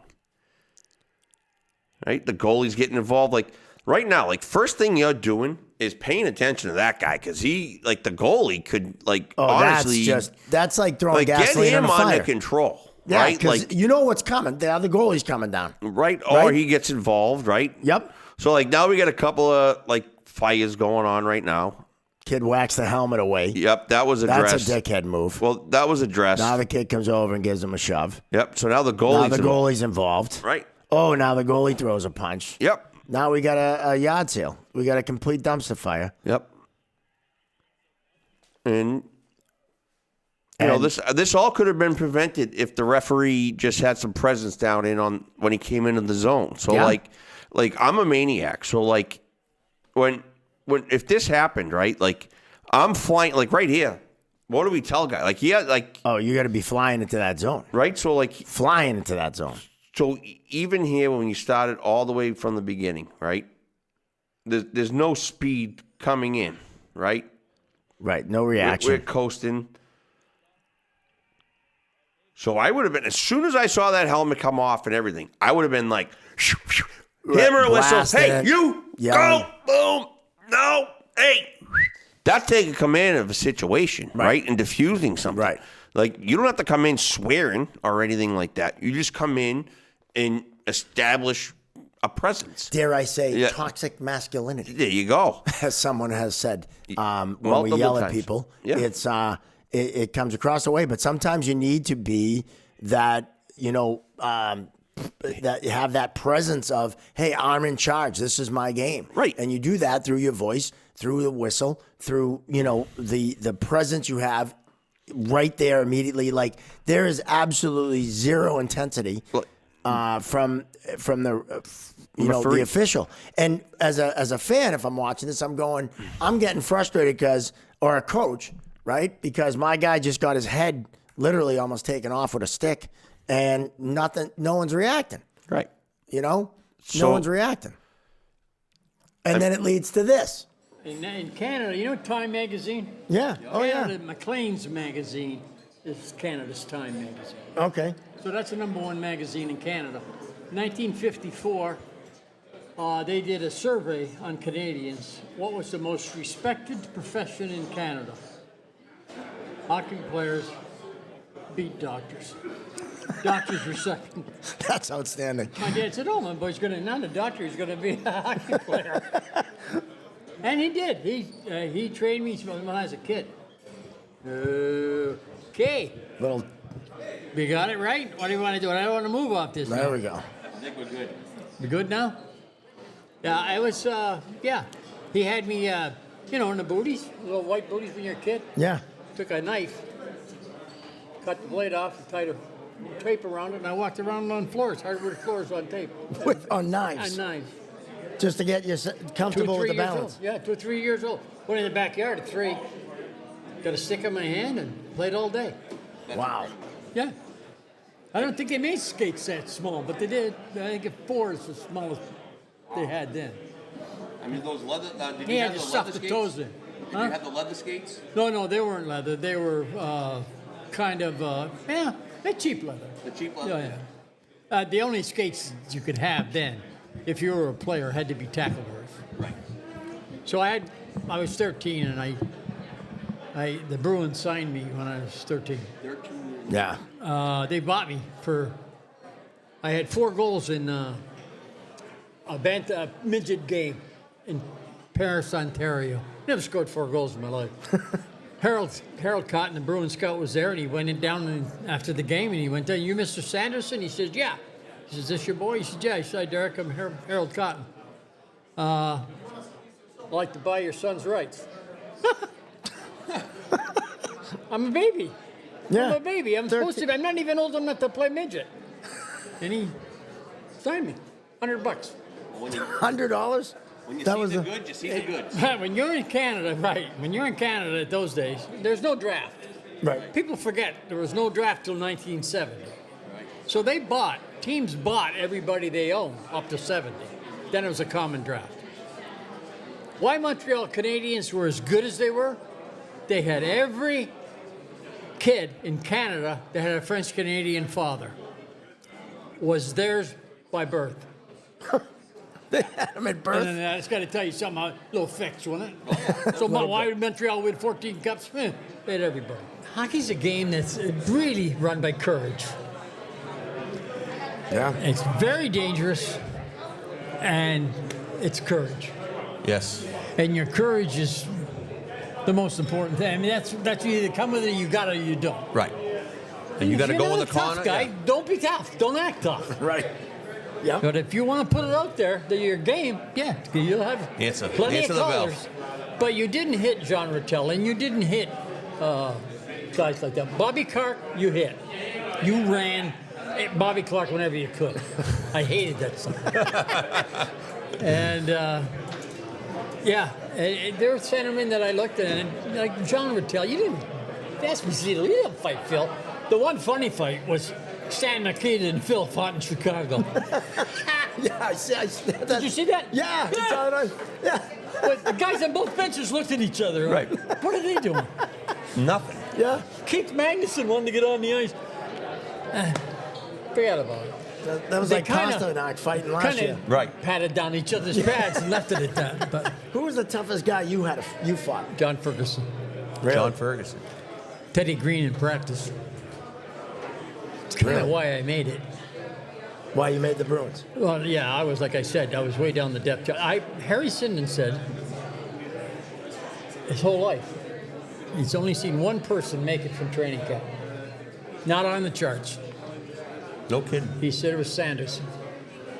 He came his second shift on the scrimmage. He ran Teddy Green, and I looked at Milt, and I looked at Harold. I said, "Wow." And then Green just came running back at me. I pushed it away. Now we had a problem, a little beef. I'm going to be his team, and beat him up. Right. Then again, I probably couldn't have beat him up. But I'm going to fight it anyway. Okay, yeah, give it an effort. Hey, you got to get counted. Absolutely. So, that went on. So they made two teams, Busick's Bees and Green's something. And obviously I was on Busick's team, and he was on his own team. And they were the two captains. And that's what the management wanted. They came to watch the scrimmages with me, all of them. Really? Well, he kept going after Teddy Green. And I kept going after Teddy Green. And he kept on, what are you doing? Trying to make the team. Trying to make the cake. That's all. And made the team. We went to Montreal in an exhibition game, and we had a big brawl. Harry said, we don't want, this is an exhibition game, and don't get any points for goals. Don't get any points for wins. It's an exhibition game. I don't want to see anybody out there that doesn't want to fight. So we had this big brawl in Montreal. That was my first exhibition game against Montreal. So I fought Terry Harper, and then I fought Claude LaRose. So I got those two guys, and I can't lift my arms. It's only 180 pounds. So Teddy Harris, 6'5", yo, he says, and points to center ice. I can't lift my hands. I couldn't move my sweater. I was beat. And I went out to center ice, all bravado. And then I see Teddy Harris's face change. She goes, I got no beef with you, Teddy. He goes, you do, if you want him. That was it. Wow. That's the best. That's when I knew I made it. Yeah. Respect. Because your teammates know when you're going to make it first. Next day they said, "Okay, we're going for a beer. You coming?" Answer the bell, right? Yeah, into the bell. Yeah. So I said I don't drink, but and Jerry Cheever says to me, "You want a beer?" I said I don't drink. Phil Esposito says, "Hey, if you don't drink, you don't start." I thought about it. Cheever said, "You'll never make it. You won't be able to handle the pressure." Esposito said, you make your own pressure. Don't drink, don't start." And I had a choice. I tell everybody in AA, you got a choice. I can learn to drink, or I could not. Right. And I made the choice to learn to drink. And there's no such thing as learning how to drink. No. No. And I've been sober since 1980. That's incredible. That's incredible. Congratulations. Yeah, well, That is that wasn't incredible. easy. No, it's not easy. And that wasn't easy. I took 13 detoxes. Bobby Orr was Bobby pivotal was in that, right? What would he be? He'd be at the end of the bed. Right. As he was in Chicago, and I come out of a blackout, and I said, "Hey, what are you doing here? What am I doing here?" You know, I like Brian. He tried so hard. He did. He was on. It was his best effort he gave. Yeah. He was But you know, everything he was like when he knew he made a mistake. he owned it. He owned it. No, he owned it, but you knew he owned it. Oh, right. So you didn't. Yeah. He said, and you know, for another one, and even up would be coming. But there were some great referees. Andy Van Hellemond. Bill Friday was. a legend. Friday was a. Andy Van Hellemond. John Ashley was my boss in the East Coast League. Andy Van Hellemond. Andy Van Hellemond, good. Yeah. Andy Van Hellemond was good. What's his name was? John Ashley was. He was the last. Bruce Hood. He was the last. He was around, yeah. I remember my first game was against Detroit, and my dad said, "Don't back down from Gordie Howe." And so I said, we're facing off, me and Lindsey Howe and Delvecchio. Yeah. I skated over to Howe. I said, "Hey, don't fool with me. I'm gonna or I'll hurt you." Back to the face-off, dropped the puck. John Ashley said, "What did you just say?" He said, "I would think twice about going through with this." And he dropped the puck. And boom! I got an elbow right in the head. Johnny McKenzie's on the bench going, "Number 9. But, you know, you drafted 14th overall, and I think the most impressive season was when you scored 90 points and had 211 penalty minutes. That's never going to happen again, I don't think. No, it's a different game. It's a different, fighting has been almost eliminated. But back then, you needed a balance. I mean, look at Cam Neely. You need somebody on the team that can play the game and also be on the ice for the tough stuff. And back in the day, in the early 70s, sometimes you'd put a tough guy on the ice and he couldn't stay with the pace of the game. And vice versa. You had a very skilled player, but if things got rough, his skills didn't show as much. So a player like Cam Neely had both to the highest level. I had the toughness, the hockey skills, they were coming along. If I played another 10 years, I would have been okay. Now, who was the toughest person you had to fight? Besides Dave Jensen at training camp, oh heck, and not counting any of my 4 brothers and my wife. Well, Schultz was chronic tough. He was there all the time, willing to go, even when there was no reason to.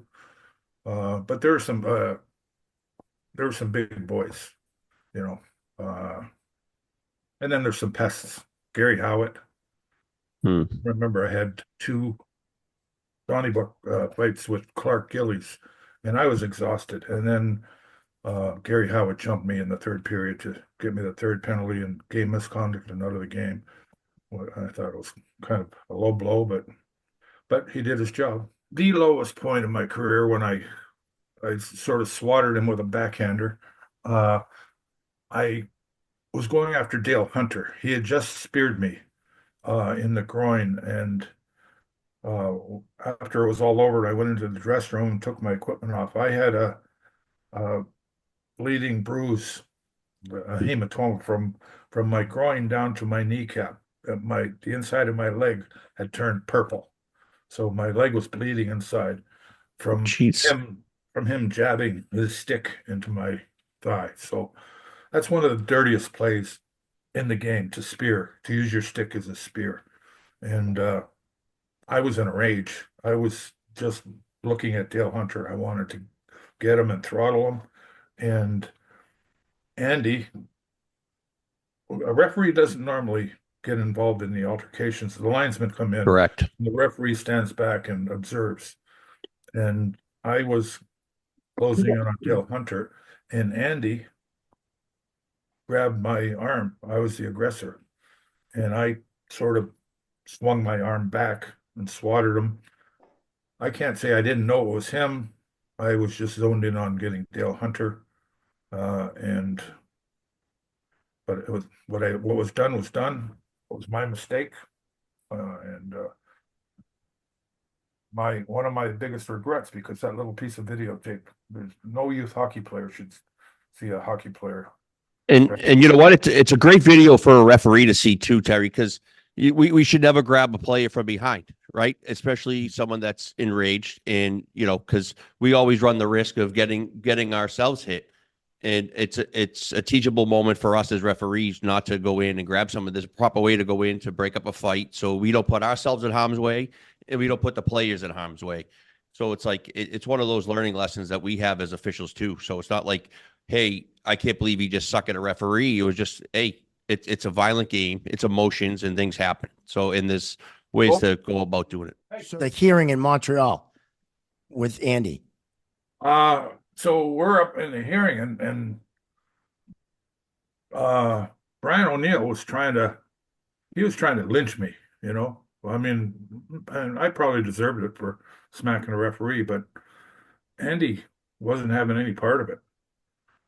He was dodging, because I was cursing and swearing, but I don't even want to say what I was saying, but I was cursing a blue streak. So Brian O'Neill's asking Andy, because you could see on the videotape, didn't have the sound, but you could see my mouth moving. And anybody that could read lips could pretty much read every other word that I was saying. And O'Neill says to Andy, Andy, do you remember what Terry was saying to you there?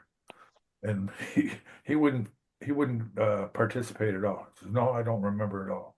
It was quite. It's showed almost a loyalty to to the game. He didn't want somebody up in the stands getting involved in what was an on-ice little altercation that was behind us. So he was trying to make sure that it wasn't blown up into anything bigger. But who is the referee that you like to interact with most? Well, actually, got along well with Andy, There's a fellow from Oshawa, Greg Medill. He was in the league very short period. He and I went to the NHL had a program in Ottawa where you could take courses at the university. And I went up there as a player and took some courses, and Greg went up there as an official. So we were going to summer school together, and after class we'd go and play some racquetball or some touch football out in the field. So, and we're staying in the dorms at the university. So we spent some time together. I got to know him, and we actually went fishing a few times together. So he's refereeing a game in Boston, and he's not doing a great job. And Don Cherry is just going berserk, and I had the C on for some reason. I think somebody was hurt, but I had the C on. Don Cherry was just flipping out at some of the calls, and he said, Terry, go out and tell that so-and-so, and there's no point in talking to a referee, right? You guys know that. Oh yeah. But I had my coaches telling me to go talk to the referee. Greg's standing over on the other side of the ice. So I went skating over and I threw my arms up in the air. I said, "How you doing, Greg?" And he said, "What do you want?" He says, "What do you want?" I said, "Coach sent me over to have a chat with you." I'm waving my arms and pointing my finger. And I said, "So after the season's over, you're going to call? We'll do a little fishing." "Yeah." I said, "Okay." He said, "Now get out of here." "Okay, okay, see you later." That's awesome. Skated back to the bench, and Graves is over there, taps me on the shoulder. "Way to go." Well, it all depends on the situation. You give some and you take some. Who hit you the hardest, Dave? You. No way. I'll tell you. When we were on the same line?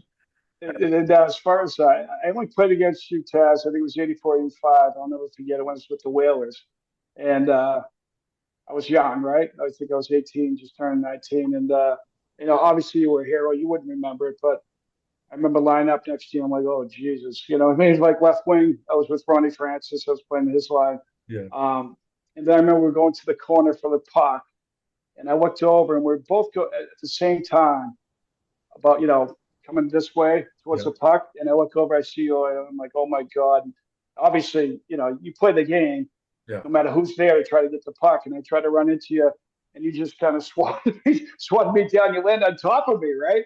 Yeah. And I looked over at you, and I never forget. I look over at you, you look over at me, and I got up so damn fast, and I could skate that. I was out of there in a hurry. I will never forget that. It was probably my second or third game because we played that year. We played I still remember because you were young. The Rangers on a Thursday night opening, and then Boston was a home and home on a Saturday, Sunday. Hartford, and back in Boston, I think at that time. So I'll never forget it. It was something you never forget, right? When you're playing against one of the guys that was one of your heroes growing up. So Terry, I don't know if you would remember this, but when I was little baby, it was probably 1983. I was in the hospital and I had a blockage in my kidney, and you were in the hospital as well. And I think I don't know if it was for one of your kids or you were visiting like the hospital or what have you. But my father tells the story, and you gave me this CCC pin. It's a little, I don't know if you can see it. Wow. But you handed that to my father and you put it on me as like a little baby because I was in the hospital, and my father's kept it forever. And let me see that again. Yep. Wow. I don't know if you. Yeah. Does that ring a bell at all? Yeah, that's from when we played the Russian team. Yep, when you played the Russian team. Yeah. Yep. Yeah. And you took it right off I think it was on your shirt or something, and you took it off. This is my father telling the story. Yeah. And you handed it and you put it on me. Oh, that's neat. Yeah. And I was telling my father, I was like, "Oh, he's like, "Oh, I still have that pin." I was like, "Holy shit." I was like, "I got to bring it. Bring it up." Yeah, I'm going to have that back. Got some money now. Yeah, right. No, that's Great neat. story, but you just lost a pin. Yeah, right. Like, how do you go Address it about right away. how do you go about addressing it? Like, what do you mean by address it? I go over and say, Coach, this constant nonsense, this constant talk, not going to work today. Right. It's not going to work for us. And all you're doing is distracting us from Yes, doing that's our what job. I was getting at. Yep. Right? So you're telling my linesman what's onside and offside. He's going to mess it up because you're in his ear. Right. So why don't you let us take care of our job? You take care of your job, and we'll have a better experience here. Right. And and then it's up to him. If he wants to continue, then you can step it up to, hey, Coach, we already had this discussion. Right. And if this is going to continue, 2 minutes might have to go on the clock. Right. I'm not threatening. I'm not saying I'm going to call a penalty. Yeah, you didn't just tee 2 him up, minutes right? is might go up on the clock. That's all I'm saying. Right. Might go up on the clock. And then, again, you're giving him the rope. That's your way of saying, listen, I'm sick of listening to you. Exactly. Right? It's You're your giving way them to the say, answers to the shut test. the fuck up. Right. I'm done, without saying, shut the fuck up, I'm done. Right. And that's the kind of the art form to the communication piece as a referee. Right. You want to be able to do that and get your point across and do it in a respectful way. You're not, yelling and screaming at a coach isn't going to work. Right. Right. And So you're doing it in a way that you're telling him, here's what's acceptable tonight. Right. And I love, well, the other night, no, that was the other night. I wasn't here. Right. My favorite line was the crew the other night. Were they as good looking as this crew? Because if they weren't, it wasn't us. Right. Right. You gotta tell them this is the way it's gonna go tonight. You want to conform? Great. If you don't, that's fine too. Completely up to you. I'm not going to take it personally either way. Right. I'm just going to adjudicate the rules the way they need to be done. Yep. And, if you end up going down a man because of your actions, that's on you, not me. Right. Because I didn't go right to the penalty. I didn't, you allow them and give them the rope.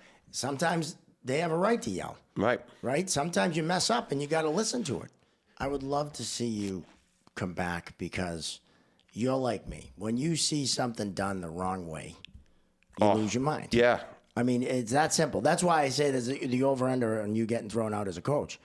You're going to see shit that's done wrong, and I've learned how to kick the boards. Yeah. All right. So no joke. Another clip we can show too. My daughter played for another team, so I wasn't on the bench for this one. And first, it's our referees, and I'm going, what the hell are they doing? Icing, throwing the puck down. Oh, no. Like, I was sitting with my father-in-law. Like, I jumped off the stool. I was like, I'm going down there. So, I walked down, and, I stood behind, the penalty box, and I'm like, oh, I'm going to sit there for 6 minutes and wait for the period. I go, no. So, I walk back. At the end of the period, I go, I'll be right back. I walked up, and I'm like, hey, guys. I'm like. Did they know you were there? Yeah. They knew you were there? Yeah. And they still were doing that? Yep. Well, I don't think they knew any better because they were legit 15, 16-year-old kids. And they've only worked in that little rink or, those little mite rinks. And they probably do 5, 6 of those a weekend, And I go, listen, you can't throw a puck down. I go, what if you throw it down and one of the kids steps on it and then cracks her head? Whatever, dangerous, anything, right? It just looks bad. It's lazy. And if you're going to do it, do the 3 puck thing, right? Have one in your pocket, pick it up, and whatever. Now you rotate. I hate that too. I hate that too, but that's a lot better than throwing the puck down the ice, right? Especially if you're doing 6 or 7 of them, whatever, right? I get it. But don't be throwing the puck down the other end of the ice. No. That absolutely drove me nuts. Oh, yeah. Like my father-in-law was like, you got to calm down. I'm like, I'm fine. I'm good. I'm fine. I'll be right back. And then my wife's like, you can't yell at him. I'm like, I didn't. I talked to them like pretty sternly, but I just and then I talked to the kid before. He keeps the whistle in his mouth during play. And I'm like, not good. I'm like, dude, you're going to get hurt. I go, you're going to break your teeth. I go, we got a good dentist, insurance. Yeah. A good friend of mine who comedian Christine Hurley, very good friend of mine, hilarious lady. She out of the blue tells me that her son Brendan, one of our biggest fans. Really? Yeah. He owns Brendan's Lawn and Landscape out of Plymouth. Okay. Give him a shout out. And she said that his go-to podcast now, above everything, Chicklets and Rogan and everything, Chirping Zebras. You said landscape? Landscape. Brendan's Lawn and Landscape. I'll keep my address off the podcast, but yeah, you might want to do that. Yeah. But yeah, no, if you need any landscaping needs or anything like that, we'll send them over to the house. Yeah. You should check out Brendan's Lawn and Landscape because he's a huge fan of ours, and Right we on. wanted to give him a shout out because anyone that is that loyal to us, we want to make sure we recognize. it. Absolutely. So, and we'd love to hear from anyone about their listening pleasures. And if you're out there, send us an email. If you have something we want to talk about, you want us to talk about a video you want us to look at, send it in. All right, I'm gonna give our good buddy Ryan McGrath a shout out from the Valley Junior Warriors. Calls me up a couple weeks ago. He goes, "Hey, I know you get miserable phone calls from coaches all day. I just want to tell you I'm cutting my lawn and I love your podcast." No kidding. Oh yeah. I was like, right on. I was like, I gotta give you a shout out. So there's your shout out. I love that. Right kid. on. So, yeah, he's great. As you know, Luke Galvin and I coached him Oh, in yeah. the Boston Harbor Wolves way back in the day, playing out of Charlestown. Oh yeah, he's a was Reading one of, kid. Yeah. He was one of our mainstays on defense. Yeah. Great kid. and so Out of happy his mind. that he's He's doing well. great. Like, yeah. So happy that he was, because he was over at Wentworth for a while. He was at Wentworth for a while. Coaching. Yep. And then he was up in Portland, Maine, coaching juniors. Like, he was driving from Boston up to there. I mean, he put his time in. He puts his work in, and he's got a really good gig with the Gilmartins here in Wood Valley. So, and he does a nice job too. Really nice job. So, and he always makes sure we have nice cold ones in the room after. Just always took care of the referees. Just always saying. took care of the referees, and that taking care of referees, it can make a difference on the ice. Yep. Not to say that we can be swayed easy, but doesn't hurt. Nope, it doesn't. Doesn't hurt, right? Yep. So, well, that's awesome. We love Ryan and Brendan Hurley. Thank you for being a big fan of ours. Yeah, especially landscapers are good to know, especially being from Salty. I grew up in a cement backyard, right? And now I got leaves falling everywhere. I got grass I got to cut. I got patios I'm laying down. I'm moving bricks. You got a saltwater pool. I got a saltwater pool. Right? I don't know. I can't keep up. up A dolphin in there right now. You wouldn't even know it. Yeah, right. I can't keep up with it. It's like it's overgrown. I need some help. I think we got a landscaper for you. I think I got a guy for you. Right. We got Celtics. We got Celtics tickets on here, so maybe we'll get a landscaper. We got Celtics tickets? I got Celtics tickets because What? Yeah, so one of our early on episodes, I mentioned it. My daughter liking the Celtics. My daughter Cameron, right? Yeah. Huge Celtics fan for whatever reason. I think she just wants to change the station, but right. Or sick of hockey talk in the house. Yeah, exactly. But she loves basketball, loves the Celtics. I think it's the squeaky shoes. I don't know, but like I said, referee world. Listening. Leo Caravan does a ton of work for us. Lovely. And he works for the what was it, Ford? Jack Madden Ford. Yeah, Jack Madden Ford. We'll give them a shout out too. Right Maybe on. You could sponsor us, Jack Madden Ford. And I used to drive a Focus. Yeah, and Leo goes, "Hey, I heard your daughter's a huge fan. 4 tickets just popped up," and I go, "No shit." Really? Yeah. And That's fantastic. And having a daughter with special needs to do something last minute like that, well, I was like, "Oh, I don't know if I can." I was like, "I don't know if she'll go or whatever," but she was all for it. That's awesome. That is awesome. Yep. Hey, we saw the champs play. Look at that. How about that? Well, yeah, we'll take anything. Yeah. I think what made it such a great movie was the authenticity of it. Yes. Because Ned Dowd was in those locker rooms. He played in that league. And it still fascinates me that at the time, because we're talking early 70s, Nancy Dowd, a woman, wrote that script. Because if you just showed that script to someone and said this is from the early 70s, no one would guess a woman wrote it, right? And that's not a knock on women or writing or anything. It's just that at that time, that kind of movie, it was a guy's movie, right? Yeah. But it was so great because Ned was, like you said, he carried the tape recorder around. All that stuff was just real. Right. We've all been in that hockey locker room. Anyone who played hockey has been in that locker room busting balls and going back and forth. And I mean, it was just so great. Push that pelvis way up there. Way up there. Maurice is one of my favorite characters. His lines, I mean, half of them I couldn't say. Oh, he's the best. Oh, I know. He's such. You want to wash your hands after you. He's such a sweet, and he's the sweetest guy. I think he's a born again Christian or something. I'm not sure, but he's not that character at all. No, Good actor. He's one of my favorites. Reg, that reminds me. I was coaching in Omaha in 1948, and Eddie Shore sends me this guy that's a terrible masturbator, couldn't control himself.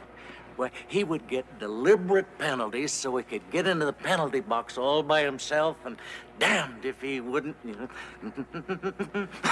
Sure, Jesus. What was his name?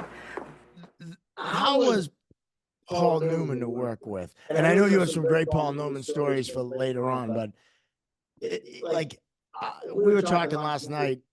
Paul Newman, if you didn't like Paul Newman, something's wrong with you. Yeah.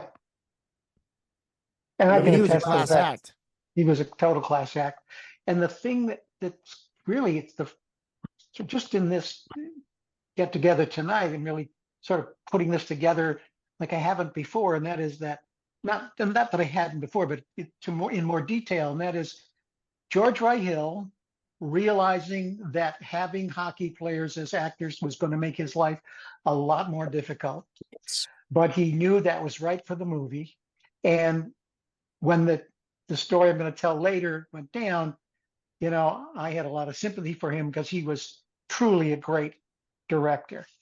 And Paul Newman was a consummate professional. This is one of the reasons you couldn't make the movie the way we did. There was beer on the set all day long, coolers. The guys were drinking all day long, including Paul Newman. Paul Newman could outdrink any one of these guys, and he was in the hotel pool 5 o'clock in the morning doing laps before he came to work, and he was a pretty good skater. What do you think, if you were to ask Paul Newman up there at the pearly gates his favorite movie was, what do you think it would be? Slapshot all day. Exactly. Well, that's his favorite. And it was he did say that, right, in an interview. Yes, he one did. time. Yeah, that's how I knew it. But that combination and the magic of the Hansons, what they brought to the table, they were just naturals. It was kind of chemistry. Having done a lot of movies, you know this as a movie watcher. When you're watching a perfect movie, everything is in sync. Everything is at the right pace, at the right tone, the right music. I mean, every time I hear the song, it's all right. Get it back to it. I always think it's That's what I walked in. We walked into my wedding with that song. Yeah. No way. Oh yeah. That's awesome. Dun, dun, dun. Yeah. That was my. Dun, dun, dun. You Let's hear go. that, and immediately you think of Slapshot. Yeah. Always. Yep. Yeah.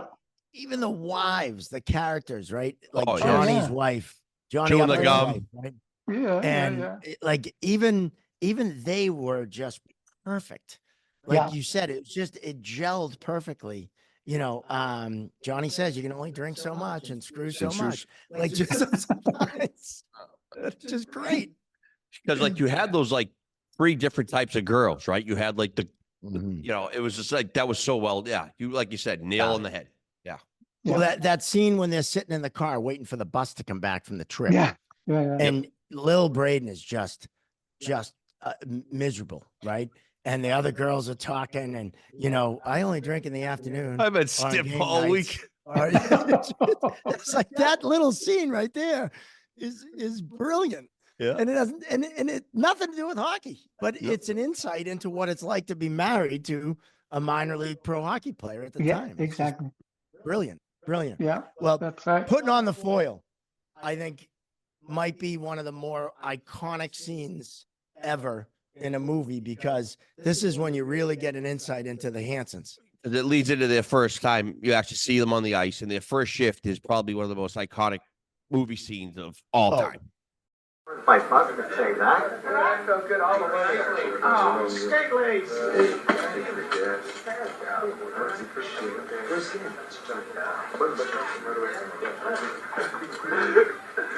What are you guys doing? Putting on the foil every game. Yeah, you want some? No.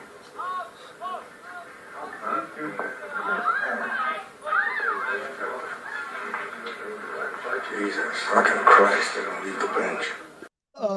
No, was that, where did the foil idea come from? Was that something that I don't know. I don't know if it's something. I don't know whether it's something that league of hockey that those guys did. You know, in hockey, I know there's a scene in the movie. I don't know if you're going to show it, where about the pregame. Have you? Yeah, we're going to show that. Okay.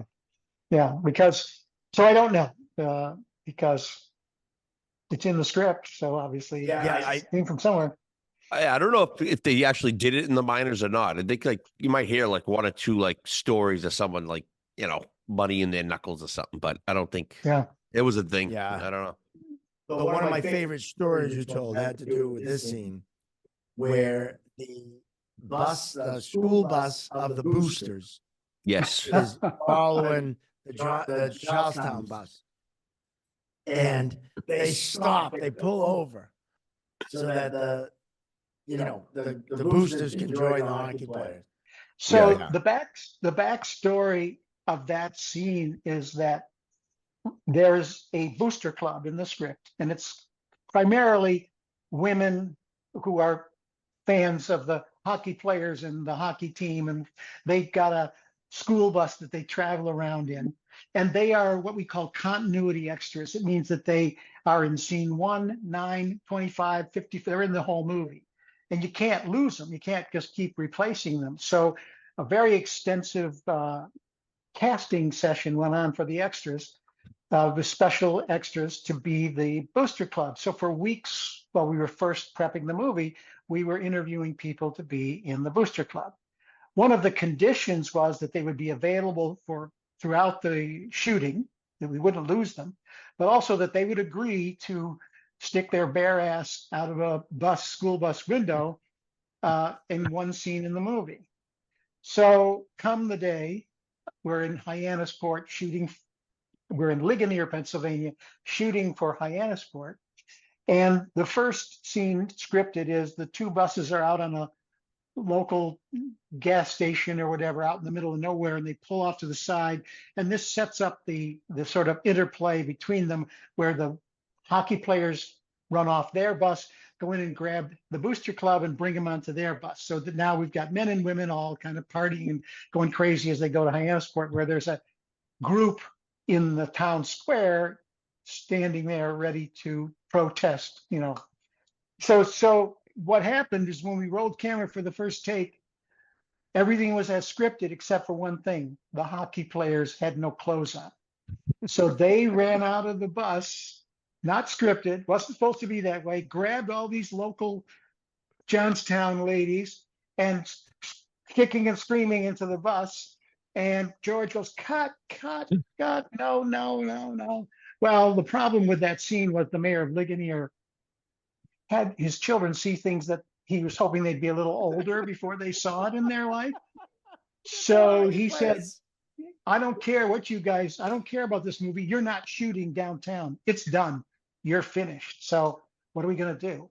So the producers, what they finagled and apologized, and Maya Copas, and they're just kids, the hockey players, they don't know any, but whatever they said, I don't know what they did, but we got to shoot.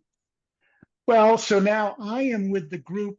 Now, when we move into Hyannisport, when we move into Ligonier, the hockey team buses are just outside of town, and we're in the town square, and I'm working with the extras who are protesting, and George Roy Hill is there. And we get a radio call from the assistant director out by the buses, and he says, none of the girls want to do the deal anymore. And we said, no, what are you going to do? They go, no, I think they claim they're all, they feel that they've been violent, whatever. I don't know what the dialogue was, but there was a real problem. So now it was a frantic effort to get anybody we could to stick their ass out of the bus, male or female. So we're getting that takes a bit of time. So finally, George wants to know what's going on. And he said, we're all set to go. We're just missing one ass. So I raised my hand and said, what are you paying? And George Roy Hill's line, I'll never forget, he says, Burrell, get your ass down to that bus. So I'm in the bus. I drop my trowel. I've stuck my ass out of the window. And there's this one lady who was not going to give up. She was going to do it no matter what. She had to be 65 years old. And she was right next to me. Her ass is out of the bus. And I looked at her and smiled at me. You ready? And she said, you bet. And I said, let's go. So when you see the movie, I actually claimed in Manchester I was the first ass in the yellow bus. But my wife now claims, no, you're not. You're the second ass in the bus. And I think she's more qualified to determine that than I am. So anyway. Well, I got to start by asking, what was it like to play with Mario Lemieux? Yeah, that was quite an honor. It was nice. We were kind of in Pittsburgh. We were kind of building our team, and Mario was always the focal point. But when I came in 1988, I didn't play with him right away. I played with Johnny Cohen, and then Ronnie Francis came. I played with him, but getting the opportunity to play with Mario on the power play for a little bit. But he was, when I was first coming in, it was a little intimidating trying to play with him. I always forced the puck to him. He always wants the puck anyway. Those guys are the great players want the puck. If they got 5 guys on them, they got no guys on them. Yeah. He always wanted that puck. So, but it was a great honor playing with him. He's, you know, I think he's the best player I ever played because I played with him in his prime. I played with Gretzky when he was kind of a little bit older, and obviously I watched Bobby Orr grow up here. So, you know, those are the three guys that people consider. But playing with Mario was, you know, it was a dream come true. You know. So I tell the story before, but I actually told Mario one time he was the third best player ever.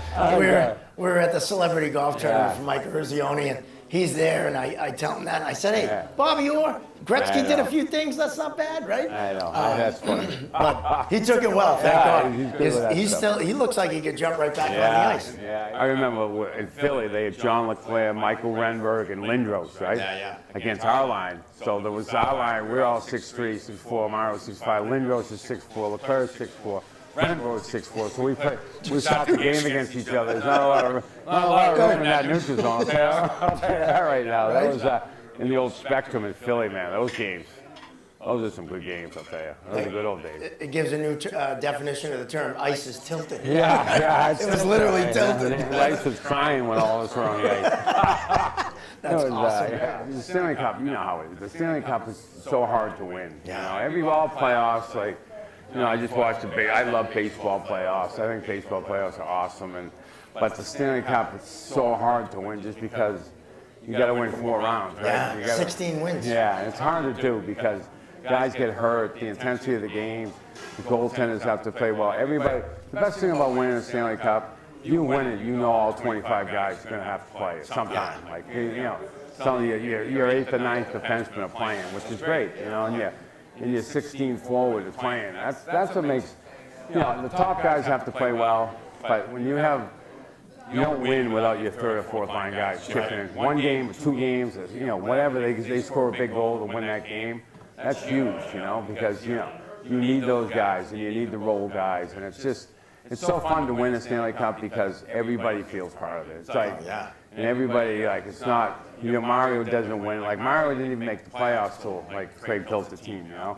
He played 3 years, and he had, you know, 160, whatever he had for points, but he couldn't make the playoffs, you know? That's how, you know, it's such a team game. And when you win, it's just, because you know everybody had a part, and it's so much fun because it's so hard to win. It's a hard thing to win. So that year, you outscored Gretzky by 2 points. Yeah. And you still don't win the scoring title because your line mate is Lemieux. Yeah, I know, that was hard. The one year I was leading the league in scoring for a while. It was when Paolo Fontaine and Mario and me. And Mario was hurt, you know, and I was like, hey, I might win this. Maybe Mario, just sit, you know, wait for the playoffs, you know. I was like, take it easy, man. We don't need you. He comes back, and then I'm like, he comes back. I'm like, I got no chance now. Like, he's coming back. He played like 22 games less than me, and he buries me. He comes back and winds up winning by like 10 or 12 points. But that year, yeah, that was an interesting year because the first game, I remember, I got 7 points in the first game. That's when, like, you know, we played Washington. I was playing my contract out too. It was like our option year, and we go into Washington, we win like 8-6, and I had 3 goals and 4 assists. I'm like, oh my God, everything I touched is going in. It was like, you know, that was a good start to the year. But that was, that was an interesting year because I was around the 75, 70 game mark. I was like, maybe I can get this thing, you know. But then the big boy jumped back in and was lights out. That's unreal. You know what you went through. Judge cut you a break, but you took that and now you talk to kids about this. I mean, I think it's so crucial that you give back in that way. Tell me a little bit about that. I have a foundation. It's called Power Forward 25, and it's my sister and me. We kind of run it. And but what had happened when I went to court? Like, I got arrested and for pain medication and whatever. And then I got probation, and the judge. You know, I wasn't really. I was supposed to get 18 months in jail. Like, when you get a federal case, it's like it's like this, and you go and you serve your time and you do what you got to do. But he gave me a break and said, "But you're going to work with me. We're going to work together, you know." And then we're going to try to help with this opiate thing that's going on around the state, around the country, and all that stuff. So I had the opportunity to go talk to schools, and the best thing about it is, all I have to do is tell the truth. When I go and talk to like a school or talk to kids or talk to a business, I just tell them what happened. This is what happened. This is what happened to me. I don't have to think about a motivational speech. I know what happened. Right. I know Your story is my motivational. story, That's yeah, it. This is what happened. I was a two-time All-Star, first scoring 50 goals, happy as can be. And I made a decision one night to make a bad choice. I made a bad choice.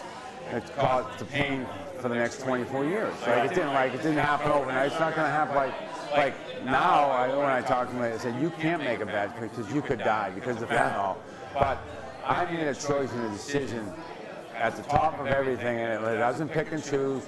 I just tell them what happened to me, how I was feeling, and what the path it took me. And it took me down a painful path, but I was able to do that, and I'm able to help a lot of people. And what my foundation does, I thought the hardest time, I went to treatment, and the hardest time was when you get out of treatment. You're locked in for 30, 60, 90, whatever amount of time. You can stay sober in there because you're locked up in there.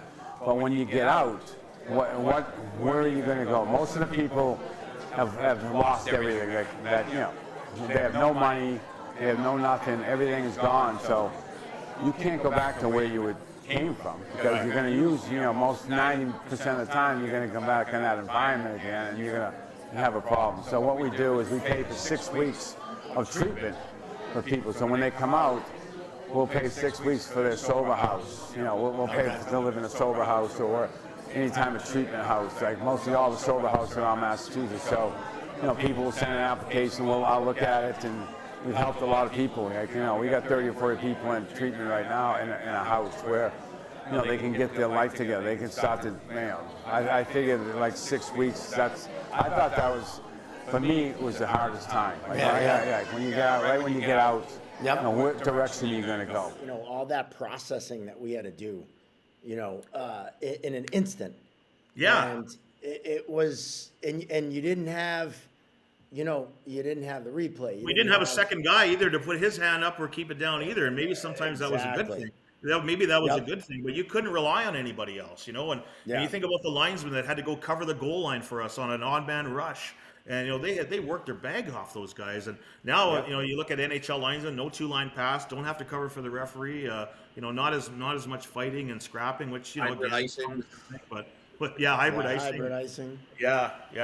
We were talking earlier about how the new guys probably didn't have to go through as much that made it to the National League. But I remember real quickly. I reffed a game. I think I drove 800 miles in one day and reffed a game in the middle. Right. It's a long story, but we're driving 500 miles after a game. Sometimes it's just because you wanted to get home, maybe because you'd been on the road for so long and you just wanted to get back and enjoy maybe a few days off at your apartment or at your home or whatever. But my worst, I went from Tallahassee to Charleston to Birmingham 3 nights in a row. Thursday, it was Friday, Saturday, Sunday. And I remember I was in Tallahassee with Andy, and Andy said, when I told him where I was going, he goes, who the fuck gave you that schedule? I go, you did. He goes, shit, I probably should have got you a flight in there. But I was alone. I didn't even have a linesman with me. I know, driving by yourself. But I don't know if you heard this one, but I was one of the only guys who did 2 games in one day in the Coast. Really? Johnny O'Brien and I, we started in Jacksonville. We did the 12 o'clock drop in Jacksonville. We hit the Blimpie on the way and went over to Tallahassee and did a 7 o'clock game in Tallahassee that night. That's like a 160-mile drive. It was crazy. It was absolutely crazy. Wow. And that was that's what we did. And it was an awesome day. That was an awesome day. I can't say I ever did that, but the travel stuff was just sometimes just crazy. And you can never please everybody, and it's that 10% that just fucking drag you down. Like that you just want to. That makes your Saturday morning stuff. Yeah. So what I'm hearing is even the referees complain about the referees. Yes. Oh, you know that. You know that. I certainly do.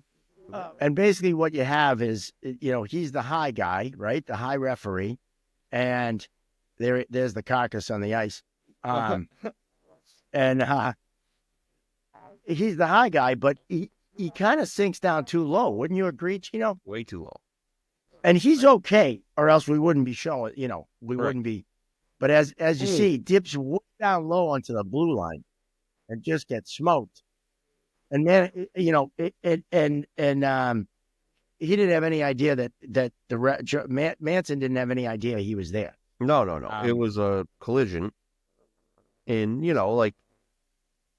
get antsy out there as referee sometimes, right? And you want to be connected to the play. You want to stay tight. You want to keep your gaps tight, right? Like, he's not that deep in it, but, you got to know your surroundings.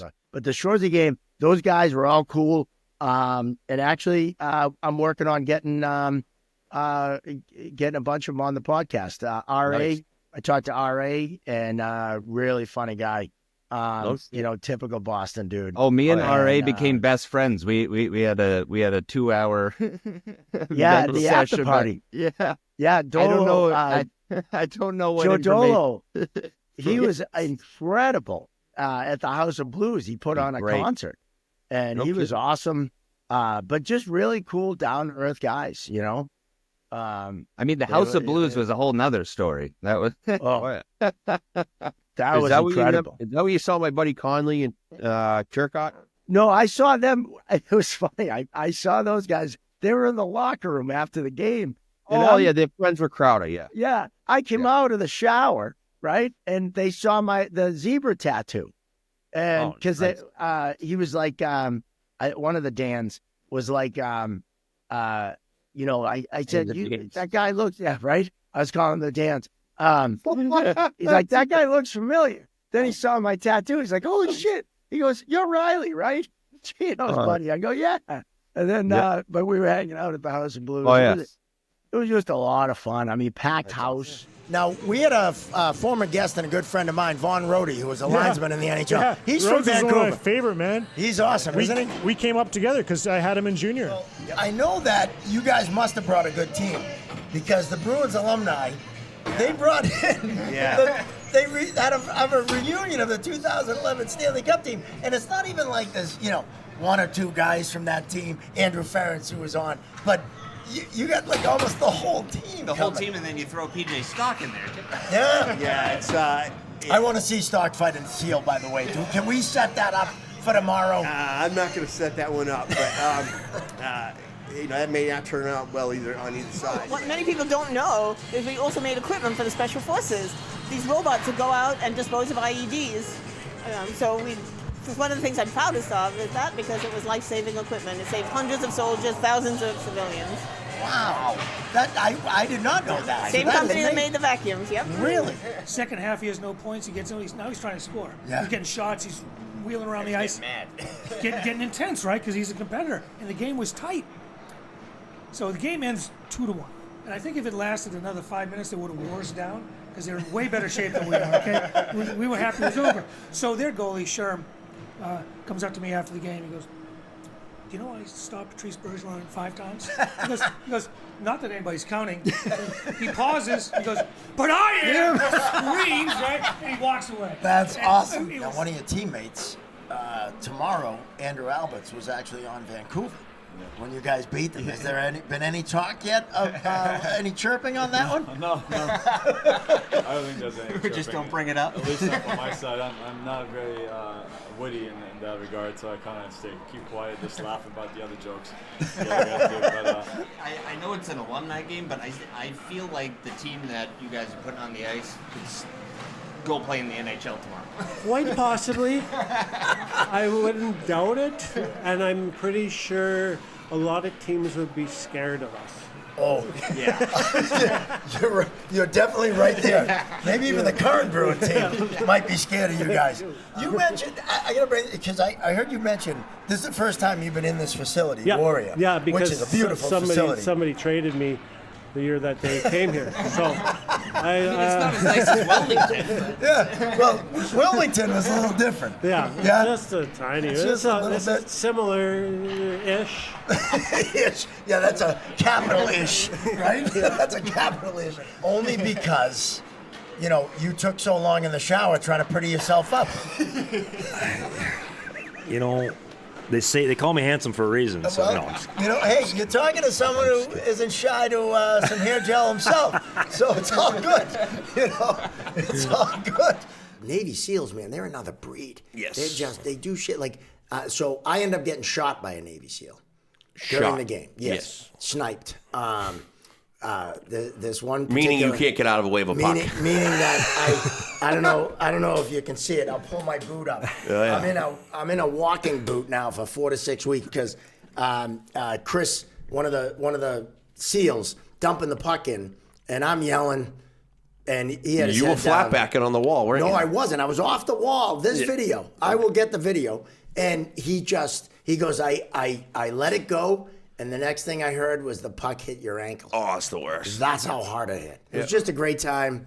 We met the iRobot lady, Helen Grainer, who came on the podcast last week. Yeah. They developed the Roomba, but they also did a cool thing with a robot that found is it IEDs? Yes. Yep. I always call them IUDs. That's a whole different thing. And although there probably should be a robot to find those. But maybe there is. So anyway, it was really cool. It was a cool event. You said my age, you grew up watching Burgie, watching Paulie, right? Because I'm older than fucking everyone in here. You had me watching Slapshot. Yeah. Not saying that TikTok, but I grew up watching Larry Bird and Right. that era, right? Right. So that's why Larry Bird comes to my mind. Not because he's white, but because that's what I grew up with watching, right? Robert Parrish, he was my favorite Chief, on that yeah. team, the Chief, right? Chief, yeah. And a comedian friend of mine has a funny story about him in the shower, and I'll just leave it at that. And that's not why he's my favorite, but I loved Robert Parrish, right? And just that angry look and everything. But that's what I grew up with. Right. I that's the championships I celebrated when I was a kid. So that's your reference right? point. So that's my reference point. Makes sense. Just like Jordan is my reference point because I watched him when you really think about it, because the quarterback can, he's in danger every play. Goalies are in danger every play, right? They're facing 100-mile-an-hour shots. Yep. The quarterback's facing 300-pound linemen, right? And it does come down to decision making. Right. That's a really interesting. But I would say they're both. Some of my best friends growing up are goalies, and there's something wrong with them. I'm sorry, but a goalie you have to be a little bit off to want people to shoot that puck at you as hard as they shoot. This is what I'm screaming. You know what I mean? Like, I'm just And saying. when you go out there, and then when you think about guys making like 30+ saves a night, like everything ain't fucking in the mitten. No. You know what I'm saying? So it's like you're taking a beating out there, even with the pads. You know what I mean? So it's and it's not like you got guys out there like blocking for you. Like you ain't got linemen out there. And so I don't know. When I see hockey, when I see goalies in particular, I feel like that is the hardest position to play in sports. I know people would argue quarterback, but I don't know.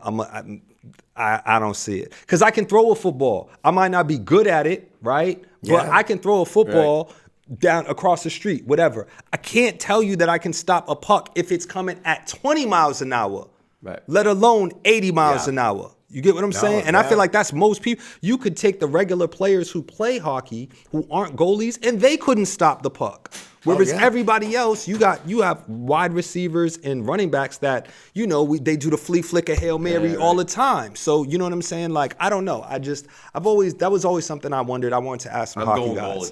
I learned. I would say goalie. I learned I wasn't a goalie in my driveway when my brother Steven, who got me in a refereeing, give him a shout out. He was 6 years older than me, and when you're the young kid among the group of kids in the driveway, you're like, get in net, and, and you got little shin pads on, and I remember I had a cardboard chest protector. It's a piece of cardboard, and they would fucking rifle those orange hockey balls. The little orange hockey. No, we weren't talking. They were orange hockey balls, and I learned very quickly I am not a goalie. I do not like this at all. And I remember those. Orange. Yeah, wow. A fucking cardboard chessboard. That's just so stupid. My old man yelled at me for not wearing a helmet one time playing street hockey. That wasn't Without a smart helmet. either. Yeah. Hangers in the building, Axe, Smoke, Chirping Zebras, Hangers, and we out of here. Jackie Robinson episode. Pace. That's how you close it out. Smoke, drink, and have sex responsibly. Well, that's how you close a podcast now. Yeah, I do have to thank our sponsor, the Referee's Crease. Oh, yeah. Let me sit back down. Shout out to them. We've had more classic endings. Bill Stewart walks off. Who dropped the mic on us? Someone dropped the mic. Was that Sanderson, I think? Derek Sanderson? I don't know. Derek Sanderson dropped. Want to thank our sponsor, the Referee's Crease. We got a new promo. Yeah. We do. I think we got a new ending. Want to thank AOA Studios, as always, for hosting us. Salute. And doing a great job here. We want to make sure that you like and subscribe all on the YouTube, also Facebook, Instagram, the TikTok. Definitely Hangers. You want to find them online. Yeah. AOA Studios is online. The Referee's Crease, they're online. We're all online. Just go online and find us. Find us. All right, that's what you do, because that's what people do now is they go online, and you won't see us on a billboard. You'll see us online, chirpingzebras.com. That's where we are. So, and I think we're gonna play the video one more time. Yep. But Yes. I only have one more thing to say. Stanley, where Way the to comeback? Where the comeback? Way to cut back.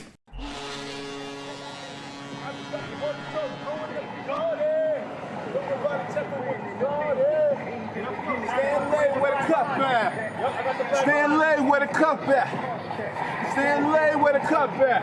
Here we go. Run it back. Yeah. Here you go.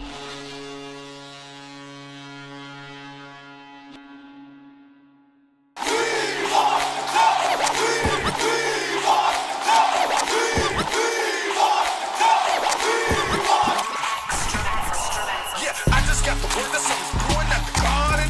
Something's brewing at the garden. I just got the word that something's brewing at the garden. Don't get body check for what you started. Stanley with a cutback. Stanley with a cutback. Stanley with a cutback. It's been a minute now. It's time to bring the cut back. Ask Kyle, ask Gordy. I bring it to you like the Bruins number 40. I'm from the era of the Nordiques. Pablo Datsuk with the Deke, short-handed. Brad Marchand with the shorty.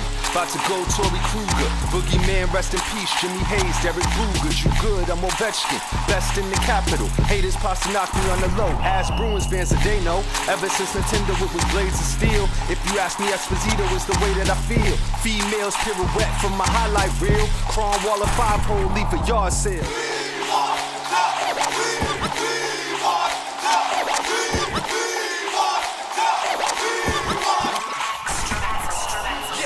Yeah, back to the Mariola music. Tape to tape, I'm getting fan mail, but I can't tell cause it says Dom Hosick and Johnny Busick. All these pink cats know is I'm too sick. Healthy scratch, you a DMP. I'm undrafted Hall of Famer, Martin St. Louis. I Johnny Boy chuck a glove in the air and do my celly like T. Mussolani. It's hockey night. Luke Robitaille skates up tight. Rick talking like I walk it, we can fight a lamplight. What I got you can't teach like height. Only way you calm me is Conn Smythe.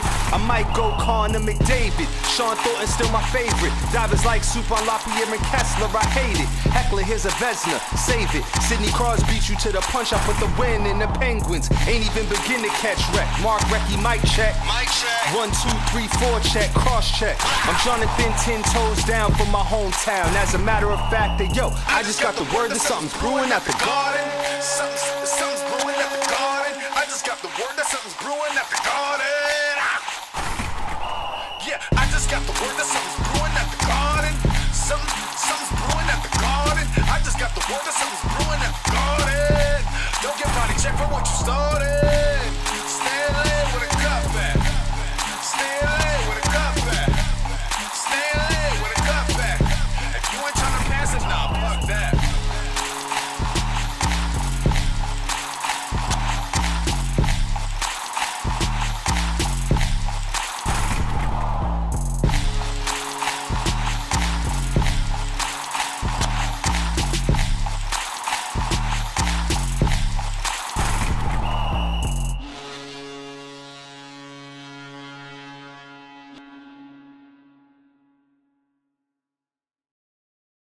right, Stanley where the cup at. You know what? I think that should be our white whale. We're gonna have the Stanley Cup on the show in 2025. So that's That's gonna the be my white goal. whale. I like that.